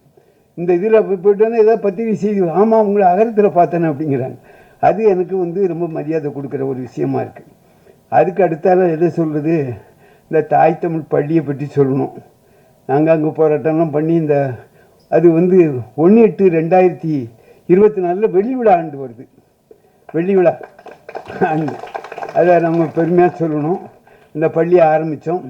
அந்த பள்ளி 2000 ஒரு பள்ளி வளர்ச்சி எப்படி இருக்குன்னா 1/8/2006 போது 21 குழந்தைகள், 2005 101, 2010 143, 2015 195, 2019 213, 2024 265 மாணவர்கள். இன்னொன்று சொல்கிறேன், தமிழகத்தில் ஒரு செய்தி இதோடு சேர்த்து சொன்னேன். நான் புத்தகங்களை படிச்சுக்க மாட்டேன். நம்ம சிவகுமார் சார் மாதிரி அவர் நிறைய புத்தகங்களை வாசிப்பார். இன்னைக்கு கூட புத்தகம் கொடுத்துருக்கேன். நம்ம துறைக்கண்ணு என்ன இந்த இது பச்சைப்பா சாரக்கட்டனுடைய செயலாளர் எழுதின புத்தகம். ஐயா அவர்கள் கட்டாயம் படிக்கணும். நான் பத்திரிகைகள் படிப்பேன். அந்த பத்திரிகையில் உள்ள செய்தி என்னென்னாக்கா, அண்மையில் இந்த காலை உணவு திட்டம், இந்த திட்டம்லாம் வந்திருக்குல்ல, அதில் இந்த புள்ளி விவரங்களை கொடுத்துருந்தாங்க. தமிழகத்தில் சராசரியாக அரசு பள்ளி, அரசு உதவி பெறும் பள்ளிகளில் படிக்கிற மாணவர்களுடைய எண்ணிக்கை அதிலிருந்து கணக்கு போட்டு பார்த்தேன். எவ்வளவுனாக்கா 59 பேர். தமிழகத்தில் ஒரு 1லேருந்து 5 வரைக்கும் படிக்கிற மாணவருடைய எண்ணிக்கை சராசரி 59. ஆனால் தாய் தமிழ் பள்ளியில் 8 வரைக்கும் இருக்குது. ஆனால் 1 to 5 வரைக்கும் நாம் பார்த்தோம்னா 147 பேர் படிக்கிறாங்க. அது தமிழகத்தினுடைய சராசரியை காட்டிலும் 2 மடங்கு, கிட்டத்தட்ட 3 மடங்கு இருக்குது. அந்த அளவுக்கு அந்த பள்ளி இன்றைக்கி வளர்ச்சி அடைஞ்சிருக்குன்னா அதுக்கு அகரம் முக்கியமான காரணம். ஏன் முக்கியமான காரணம் சொல்கிறேன்னா, அரசாங்கம் வந்து இவங்களுக்கு சம்பளம்லாம் ஒன்றும் கொடுக்கல, ஆசிரியர் சம்பளம்லாம் கொடுக்கல. அந்த சம்பளத்துக்கெல்லாம் மாதம் மாதம் அவங்களுடைய உதவி இருக்குது. கட்டடம், இன்றைக்கி தாய் தமிழ் பள்ளியில் போய் பார்த்தீங்கன்னாக்கா கட்டட வசதி, ஒரு பள்ளிக்கூடத்தை பார்த்தா கட்டடம் கம்பீரமாக இருக்கணும், அதுக்கு இடம் இருக்கணும். சும்மா ஒரு குடிசை மாதிரி இப்படி வச்சுருவோம். பையன் அந்த பள்ளியில் படித்தேன்னு பெருமையாக வழியே பேசணும். அப்படி அந்த கட்டிடத்தில் அந்த தோற்றம் வருவதற்கு இது வரைக்கும் 35 லட்சத்துக்கு மேலே கொடுத்து அந்த பள்ளிக்கூடத்துக்கு உள்கட்டமைப்பு பண்ணியிருக்காங்க. அந்த உட்கட்டமைப்பு அது மாதிரி நிறைய பேர் உதவி செஞ்சுருக்காங்க. அதில் அகரம் வந்து அதே மாதிரி சக்தி மசாலா அவங்க ஒரு ஞானவேல் சொல்லி தான், எனக்கு அவங்களுக்கு சக்தி மசாலான்னு தெரியாது, அவர் சொல்லி அது மாதிரியே அவர் இப்படி பல பேர் செஞ்ச உதவி. திண்டிவனம் வேதவல்லியம்மாள் அறக்கட்டளை, இந்த ஊர்கூடி தேர் எடுக்கிறது, அதில் வந்து அகரம் ஃபவுண்டேஷனுடைய ஒத்துழைப்பு இது வந்து எங்களுக்கு ரொம்ப உதவியாக இருக்குது. இந்த நேரத்தில் இந்த தாய் தமிழ் பள்ளி ஏன் நடத்தணும் அப்படின்னாக்கா, இன்றைக்கி அகரத்தில் மாணவர்கள், இந்த பல்கலைக்கழக மாணவர்கள் சிறப்பாக இருக்கிறாங்க மற்றவங்களோட. இவங்க எல்லாருமே தாய்மொழியில் படித்தவங்க, அது எல்லாருக்குமே தெரியும். இங்கெல்லாம் இதில் படிச்சிங்க, ஹைஸ்கூலில் படிக்கிற வரைக்கும் தமிழ் வழியில் தான் படிச்சிருப்பாங்க. அப்படி அரசு பள்ளி மாணவர்கள் இவர்களுக்கு தான் முன்னுரிமை கொடுத்து நம்ம எடுத்தது. ஏழை எளிய மாணவர்கள், இன்றைக்கி ஏழை எளிய மாணவர்கள் யாரெல்லாம் கட்டணம் கொடுக்க முடியாத அவன் தான் தமிழில் படிக்கிறான். மற்றவங்கெல்லாம் தமிழில் படிப்பதையே கேவலமாக நினைக்கிற ஒரு மனப்போக்கு இருக்குது. இதனால் என்ன பாதிப்புனா, ஒரு சின்ன தகவல் இந்த இதில் கிடைக்கிறேன். அதான் 2001-2 தமிழகத்தில் உள்ள ஒரு அரசு தொடக்கப்பள்ளி இல்லைன்னா உதவி பெறும் பள்ளியில் சராசரியாக நீங்கள் எடுத்துக்கொண்டால் 128 மாணவர்கள் ஒரு பள்ளியில் படிச்சிருக்காங்க.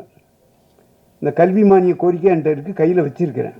ஆனால் இன்று அந்த மாணவருடைய எண்ணிக்கை 59 ஆயிடுச்சு.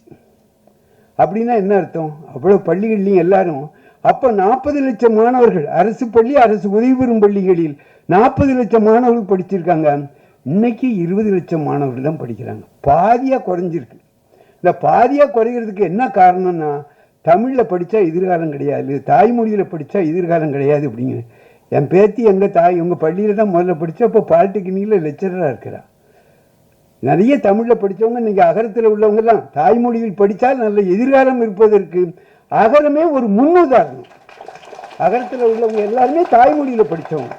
தாய்மொழியில் படித்தா நீ எது வேணாலும் பண்ண முடியும்.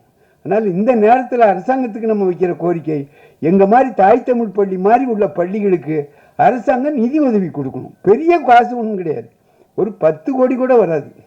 தமிழகத்தினுடைய அரசு பட்ஜெட் 40,299 கோடி.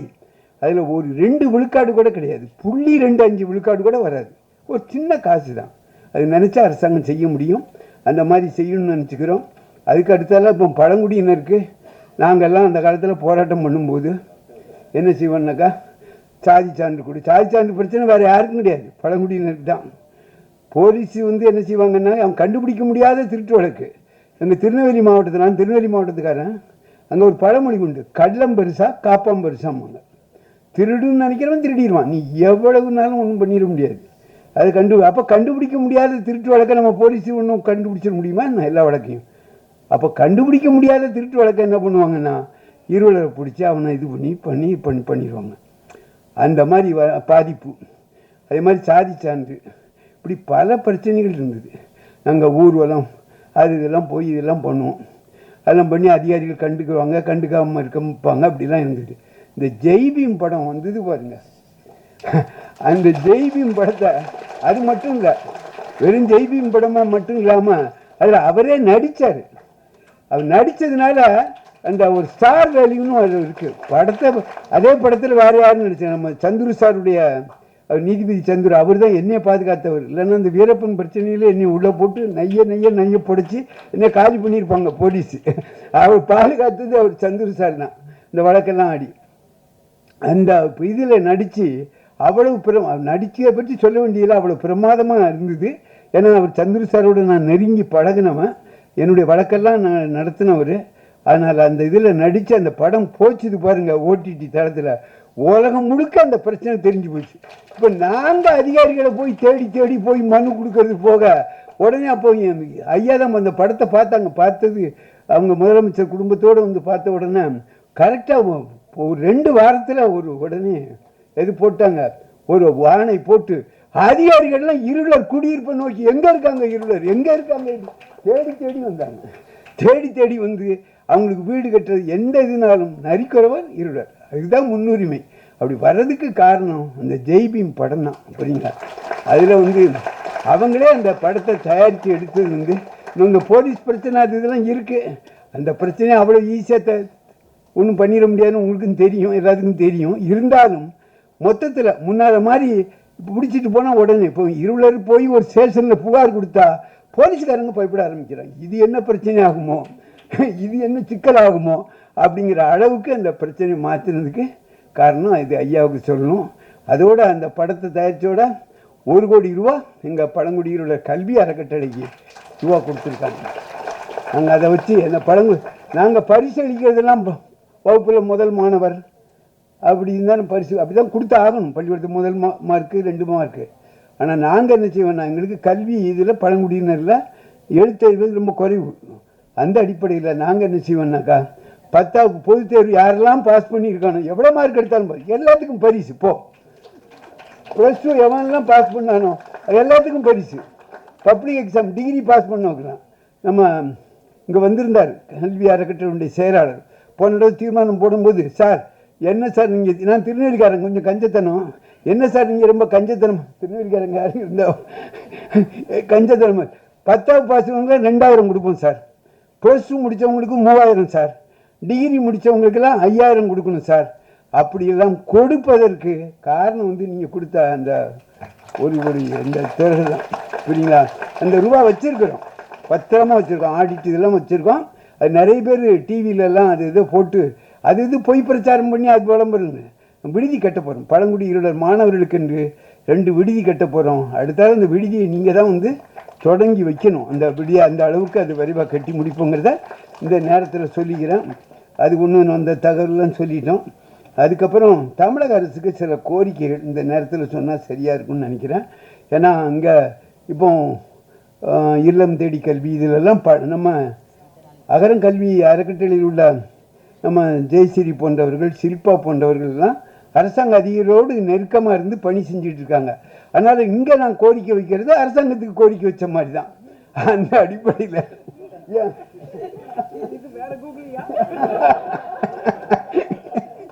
அந்த அடிப்படையில் இந்த கோரிக்கையை சொல்ல கடமைப்பட்டிருக்கேன். வேறு ஒன்றும் இல்லை, ரொம்ப எளிதான கோரிக்கை தான். நான் முதல்ல சொன்ன இந்த அரசு பள்ளி, அரசு உதவி பெறும் பள்ளி, இந்த பகுதி நேரம் பகுதி உதவி பெறும் பள்ளி 8 வரைக்கும் நல்லா கவனிச்சுங்க, 8வது வகுப்பு வரைக்கும் உதவி இருக்கும், அரசாங்க உதவி இருக்கும். 9, 10க்கு உதவி கிடையாது. அப்புறம் 5வது வரைக்கும் உதவி இருக்கும், 6, 7, 8க்கு உதவி கிடையாது. இது பகுதி அரசு உதவி பெறும் பள்ளிகள்னு பேர், புரியுதுங்களா? இந்த பள்ளி அரசாங்கம் மெட்ரிகுலேஷன் ஸ்கூலில் படிக்கிற கல்வி உரிமை சட்டத்தில் அதுக்கெல்லாம் ரூபா வச்சுருங்க. ஒரு ஆசிரியருக்கு அரசாங்கம் ஒரு ஆசிரியருக்கு ஒரு மாணவருக்காக அரசாங்கம் 30,000 இருந்து எவ்வளோ செலவழிக்கிறாங்கன்னாக்கா 60,000 வரைக்கும் ஒரு மாணவருக்கு ஒரு வருஷத்துக்கு ஆசிரியர் சம்பளமாக கொடுக்குது. அது கொடுக்கணும். ஏன்னா ஆசிரியர் தான் ரொம்ப முக்கியம்.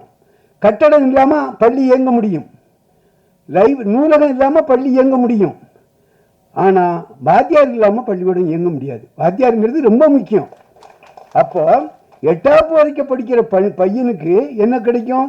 வாத்தியாருக்கு அவருக்கு அந்த பையனுக்காக 40,000 50,000 செலவழிக்கிற இந்த அரசாங்கம் அவன் 9வது அதே பள்ளியில் படிப்பான், அவனுக்கு கிடையாது, அவனுக்கு உதவி கிடையாது. அவனுக்கு என்னதுன்னா அவன் அந்த நிர்வாகமே அவங்க அங்கே கொஞ்சம் வசூல் பண்ணி ஒரு 6,000 7,000 அப்படி கொடுக்கறது. இவங்களுக்கெல்லாம் 40,000 50,000 சம்பளம் கிடைக்கும். இதை அரசாங்கம் பரிசீலனை பண்ணணும். அதனால் எல்லாம் அந்த மாணவர்கள் தமிழகத்தில் எவ்வளோ இருக்காங்கன்னா 47,661 மாணவர்கள். அவர்களுக்கு இது செலவு செய்கிறதுக்கு ஒரு 70 கோடி 80 கோடி தான் செலவாகும். தமிழக அரசினுடைய கல்வி பட்ஜெட் 40,299 பள்ளிக்கல்வி பட்ஜெட்டு. அதில் 0.25% தான், 0.25% தான்னா எவ்வளோ குறைஞ்ச அளவு தான். மனசு வச்சா தமிழக முதல்வர் இல்லைன்னா பள்ளிக்கல்வித்துறை மனசு வச்சு அதை செய்யணும் அப்படிங்கிறத இந்த நேரத்தில் சொல்லிக்கிறேன். 1. 2வது, அரசு பள்ளி மாணவர்களுக்கு என்னென்ன சலுகைகள்லாம் கொடுக்கப்படுகிறதோ அது அரசு உதவி பெறும் பள்ளி மாணவர்களுக்கும் கொடுக்கணும். இப்போ காலை உணவு திட்டம் அரசு பள்ளி மாணவர்களுக்கு கொடுக்குறாங்க. அதே இதை இப்போ அண்மையில் 15ஆம் தேதி காமராஜர் அண்ணா பிறந்த நாளா, காமராஜர் பிறந்த நாள், ஆப்சன்ட் மைண்டட் ப்ரொஃபஸர் தான், புரியுங்களா? அதனால அன்னைக்கு கொடுக்கணும்னு விரிவுபடுத்தியிருக்காங்க, வரவேற்கிறோம். ஏன்னா ஒரு ஊரில் அரசு பள்ளி இருந்தால் அங்கே அரசு உதவி பெறும் பள்ளி வராது. இந்த ஊரில் அரசு உதவி பெறும் பள்ளி இருந்தால் அங்கே அரசு பள்ளி வராது. அப்போ அரசு பள்ளியில் படித்தவனுக்கு கிடைக்கும்னா இவன் என்ன பாவம் செஞ்சான்? இவன் இந்த ஊரில் பிறந்து வளர்ந்துருக்கான், அவன் அந்த பள்ளியில் தானே படிப்பான்.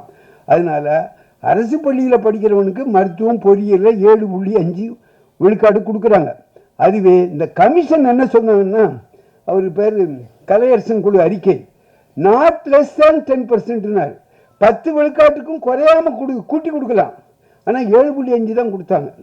அதை 10 விழுக்காடாக கொடுக்கணும். அதே மாதிரி அரசு உதவி பெறும் பள்ளி மாணவர்களுக்கும் அவர்களுக்கும் அவருடைய எண்ணிக்கைக்கு தகுந்தபடி அவங்களுக்கு ஒரு 6 விழுக்காடு 7 விழுக்காடு அவங்களுக்கும் கொடுக்கணும் அப்படிங்கிற ஒரு கோரிக்கை இந்த நேரத்தில் சொல்கிறேன். அதுக்கப்புறம் கல்வியை தாய்மொழியில் படிக்கலாம். நானே திருவண்ணாமலைக்கு போயிட்டு இருந்தேன். அங்கே பெரிய பட்டிமன்றம் நடந்தது.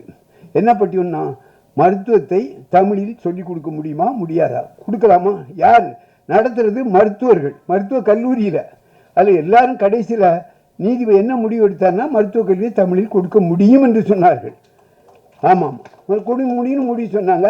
அங்கே மருத்துவர்கள் தான் எல்லாரும் இருந்தாங்க. நரேந்திரன் டாக்டர்லாம் இருந்தார். இப்போ நம்ம நாடு எந்த அளவுக்கு வளர்ச்சி அடைஞ்சிருக்குன்னு பாருங்கள். சுதந்திரம் அடைஞ்சு இவ்வளவு நாள் ஆயாச்சு. இப்போ தான் மத்திய பிரதேசத்தில் இந்திய ஆட்சி முடிங்கிறான். ஏண்டா இந்திய மருத்துவம் சொல்லி கொடுக்கலாம்ல, நீ இன்னும் கொடுக்கல. மத்திய பிரதேசத்தில் இந்த வருஷம்தான் ஆரம்பிச்சிருக்காங்க, சுதந்திரம் கிடைச்சி இவ்வளவு ஆண்டுகளுக்கு பிறகு. ஆனால் ஏற்கனவே இலங்கையில் அங்கே மருத்துவத்தை தமிழில் சொல்லிக் கொடுக்குற ஒரு முயற்சி இருந்திருக்கு. அதனால் தமிழக முதலமைச்சர், தமிழக இவர் சுகாதார அமைச்சரும் அப்படி ஒரு மருத்துவ கல்வியை சென்னையில் அதுக்குன்னு ஒன்று இது போட்டு விரைவிலே நாங்கள் ஆரம்பிச்சிடணும்னு அறிவிச்சிருக்காரு. ஐயா, நீங்கள் கஷ்டப்பட வேண்டாம், ஒவ்வொரு கல்லூரியிலையும் ஒரு பிரிவு தமிழ் பிரிவு ஆரம்பித்தா போதும். நான் அரசு கலைக்கல்லூரியில் பணிபுரிஞ்சவங்க. அங்கே தமிழ் வழி வரும்போது 78 வரும்போது ஒவ்வொரு இதுலேயும் ஒரு பிரிவு ஆரம்பிப்பாங்க.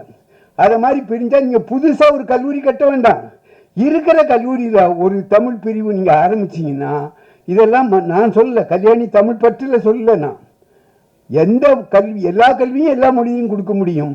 அப்படி அந்த மாதிரி செஞ்சால் தமிழ்நாட்டில் ஆங்கில மோகம் குறையும், தமிழ் வழி கல்வி இதாகும் அப்படின்னு கூறி ரொம்ப நேரத்தை எடுத்துக்கூடாது. அதனால் அப்படி எடுத்துக்கிட்டதுக்கு நான் மன்னிப்பு கேட்டுக்கிறேன். அதனால் இங்கே வந்து பழங்குடியினர் பாதுகாப்பு சங்கம் சிவகாமி மற்ற ஆட்கள் அவருக்கு கல்வி இந்த துரைக்கண் அவர்கள் வந்திருக்கிறார்கள். அவங்க எல்லாம் பச்சையப்பன் அவர் மாணவர் பருவத்திலிருந்து எங்கள் கூட இருந்து எங்கள் பள்ளிக்கும் அவர் தான் அது தலைவர், அறக்கட்டளை தலைவராக இருக்கிறார். இன்னைக்கு பச்சையப்ப அறக்கட்டளை 85,000 கோடி சொத்துள்ள அந்த அறக்கட்டளையும் இன்னைக்கு அவர் செயலாளராக இருந்து பணியாற்றி கொண்டிருக்கிறார். அவர் எழுதின அந்த புத்தகம் தான், அதாவது என்ன நிற்க அதற்கு தக ஞானவேல் தான் அதுக்கு அந்த பெயரை வச்சார். அந்த புத்தகத்தை பற்றியும் இங்கே பேசி நான் விடைபெற வாய்ப்பு அதை அறிமுகப்படுத்தி சொல்லி விடைபெறுகிறேன். வணக்கம். ஏதாவது தவறு இருந்தால் மன்னிக்கணும். ஒரு ட்ரெண்ட் செட் பண்ணிட்டு போயிட்டாருன்னு நினைக்கிறேன், வழிகாட்டி பல்கலைக்கழகம்னு. அப்போ அகரம் வந்து இப்போ வழிகாட்டி பல்கலைக்கழகமாக இருந்துச்சுன்னா அடுத்த கட்டமாக கல்வி, உயர்கல்வி தாண்டி ஆராய்ச்சி சார்ந்த முன்னெடுப்புகளுக்கு ஒரு தொடக்கமாக இருக்கணும் அப்படின்ற அடிப்படையில் மார்ச் 18, 19 2 தினங்கள் அண்ணா பல்கலைக்கழகத்தோடு இணைந்து ஒரு international conclave for women in STEM அப்படின்னு ஒரு கருத்தரங்கம் மாநாடு நடத்தணும். அது நோக்கம் என்னன்னா, உலகளாவிய அளவிலே பெண்கள் ஒரு விஞ்ஞானிகளா வருவது, உயர் அறிவியல் ஆராய்ச்சியாளர்களா வருவதில் 30% தான் இருக்கின்ற அடிப்படையில் இந்தியாவிலும் அதுதான் நிலைமை, தமிழ்நாட்டில் அதான் நிலைமை.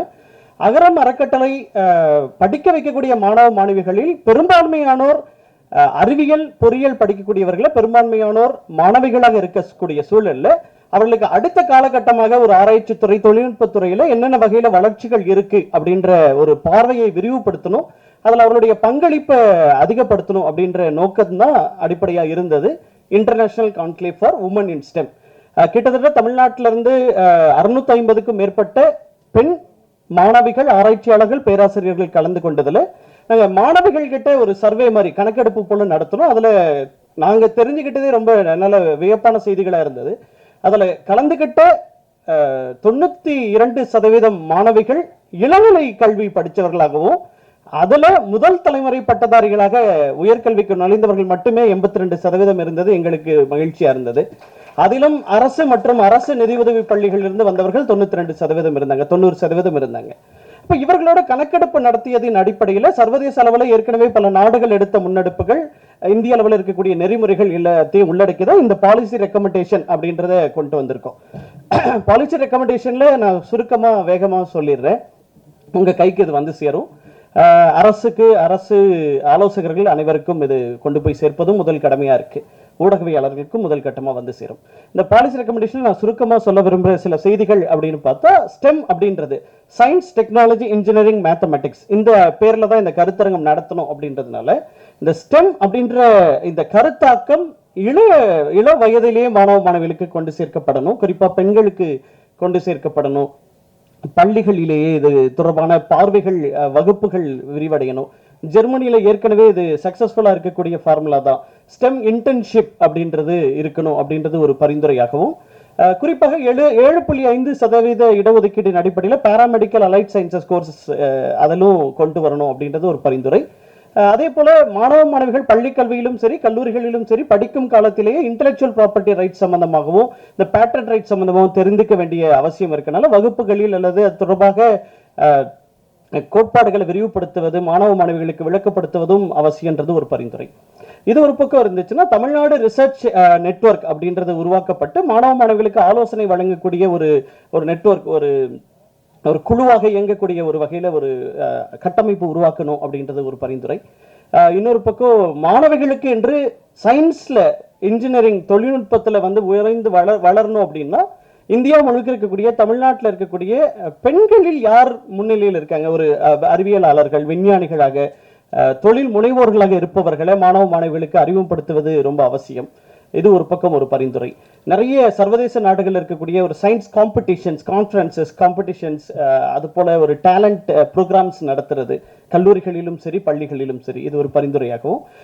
இப்போதைக்கு தமிழ்நாட்டிலிருந்து படித்து பல நாடுகளில் பணியாற்றக்கூடியவர்கள், அவர்கள் இண்டஸ்ட்ரியில் இருக்காங்க, தொழில் முனைவோர்களாக இருக்காங்க, விஞ்ஞானிகளாக இருக்காங்க, பேராசிரியர்களாக இருக்காங்க, அவர்களை ஒருங்கிணைத்து ஒரு இண்டஸ்ட்ரி அகாடமி ஆஃப் ஃபோரம் உருவாக்கி தமிழ்நாட்டோட இணைப்பது ஒரு பரிந்துரையாகவும் இதில் முன்னிலைப்படுத்தியிருக்கோம்.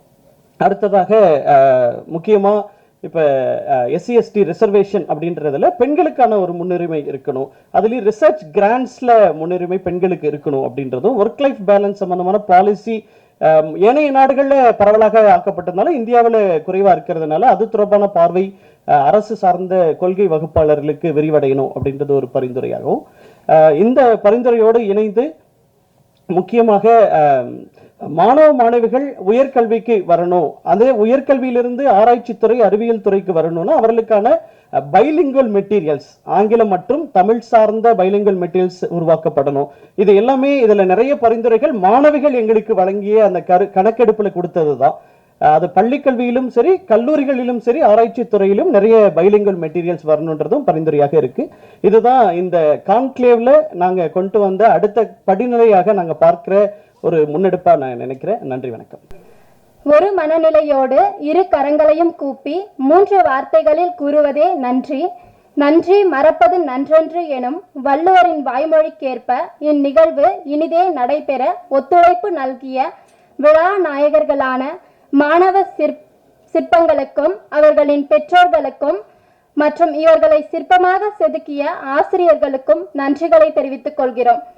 இந்நிகழ்வில் பெரும் பங்காற்றிய அகரம் முன்னாள் மாணவர்களின் சங்கத்து உறுப்பினர்களும் ஓவிய கலைஞர் திரு மாயா மகாதேவன் ஐயா அவர்களுக்கும் தலைமை ஆசிரியர் திரு பிரகாஷ் அவர்களுக்கும் சிறப்புரை ஆற்றிய திரு கல்விமணி ஐயாவிற்கும் திருவண்ணாமலை மாவட்டம் ஜமுனாமரத்தூர் கிளையூர் தலைமை ஆசிரியர் திரு சங்கர் அவர்களுக்கும் பன்முகம் கொண்ட டாக்டர் திரு விஜய் அசோகன் அவர்களுக்கும் நன்றிகளை தெரிவித்துக் கொள்கிறோம். அகரம் ஃபவுண்டேஷனுக்காக வகுப்பறை உலகம் எனும் புத்தகம் எழுதிய எழுத்தாளர் திரு விஜயபாஸ்கர் விஜய் அவர்களுக்கும் கதைகளில் பேசும் குழந்தைகள் புத்தகம் எழுதிய எழுத்தாளர் திரு செந்தில் ஜெகநாதன் அவர்களுக்கும் நன்றிகளை தெரிவித்துக் கொள்கிறோம். ஊக்கத்தொகை கொடுத்து ஊக்குவித்துக் கொண்டிருக்கும் உழைப்பின் சிகரம் ஐயா திரு சிவகுமார் ஐயா அவர்களுக்கும் நன்றிகளை தெரிவித்துக் கொள்கிறோம். சூரிய ஒளி போல் கல்வி எனும் ஒளியை அனைவருக்கும் இடைவிடாது வழங்கி கொண்டிருக்கும் திரு சூர்யா அண்ணா அவர்களுக்கு உங்கள் தம்பி தங்கைகளின் மனம் நிறைந்த நன்றிகளை தெரிவித்துக் கொள்கிறோம். ரசனையின் மைந்தன் உழவனின் தோழன் எங்கள் அண்ணன் திரு கார்த்திக் அண்ணா அவர்களுக்கும் நன்றி. நல்லதோர் நிகழ்வை மக்களுக்கு கொண்டு சேர்க்கும் ஊடகத்துறை மற்றும் அச்சகத்துறை நண்பர்களுக்கும் எங்களின் மனம் நிறைந்த நன்றிகளை தெரிவித்துக் கொள்கிறோம். மேலும் எங்களின் நன்றிகளையும் மகிழ்ச்சியையும் பகிர்ந்து கொள்வதில் பெருமிதம் கொள்கிறோம். நல்லதோர் வாய்ப்பிற்கு நன்றி கூறி விடைபெறுகிறேன். நன்றி, வணக்கம்.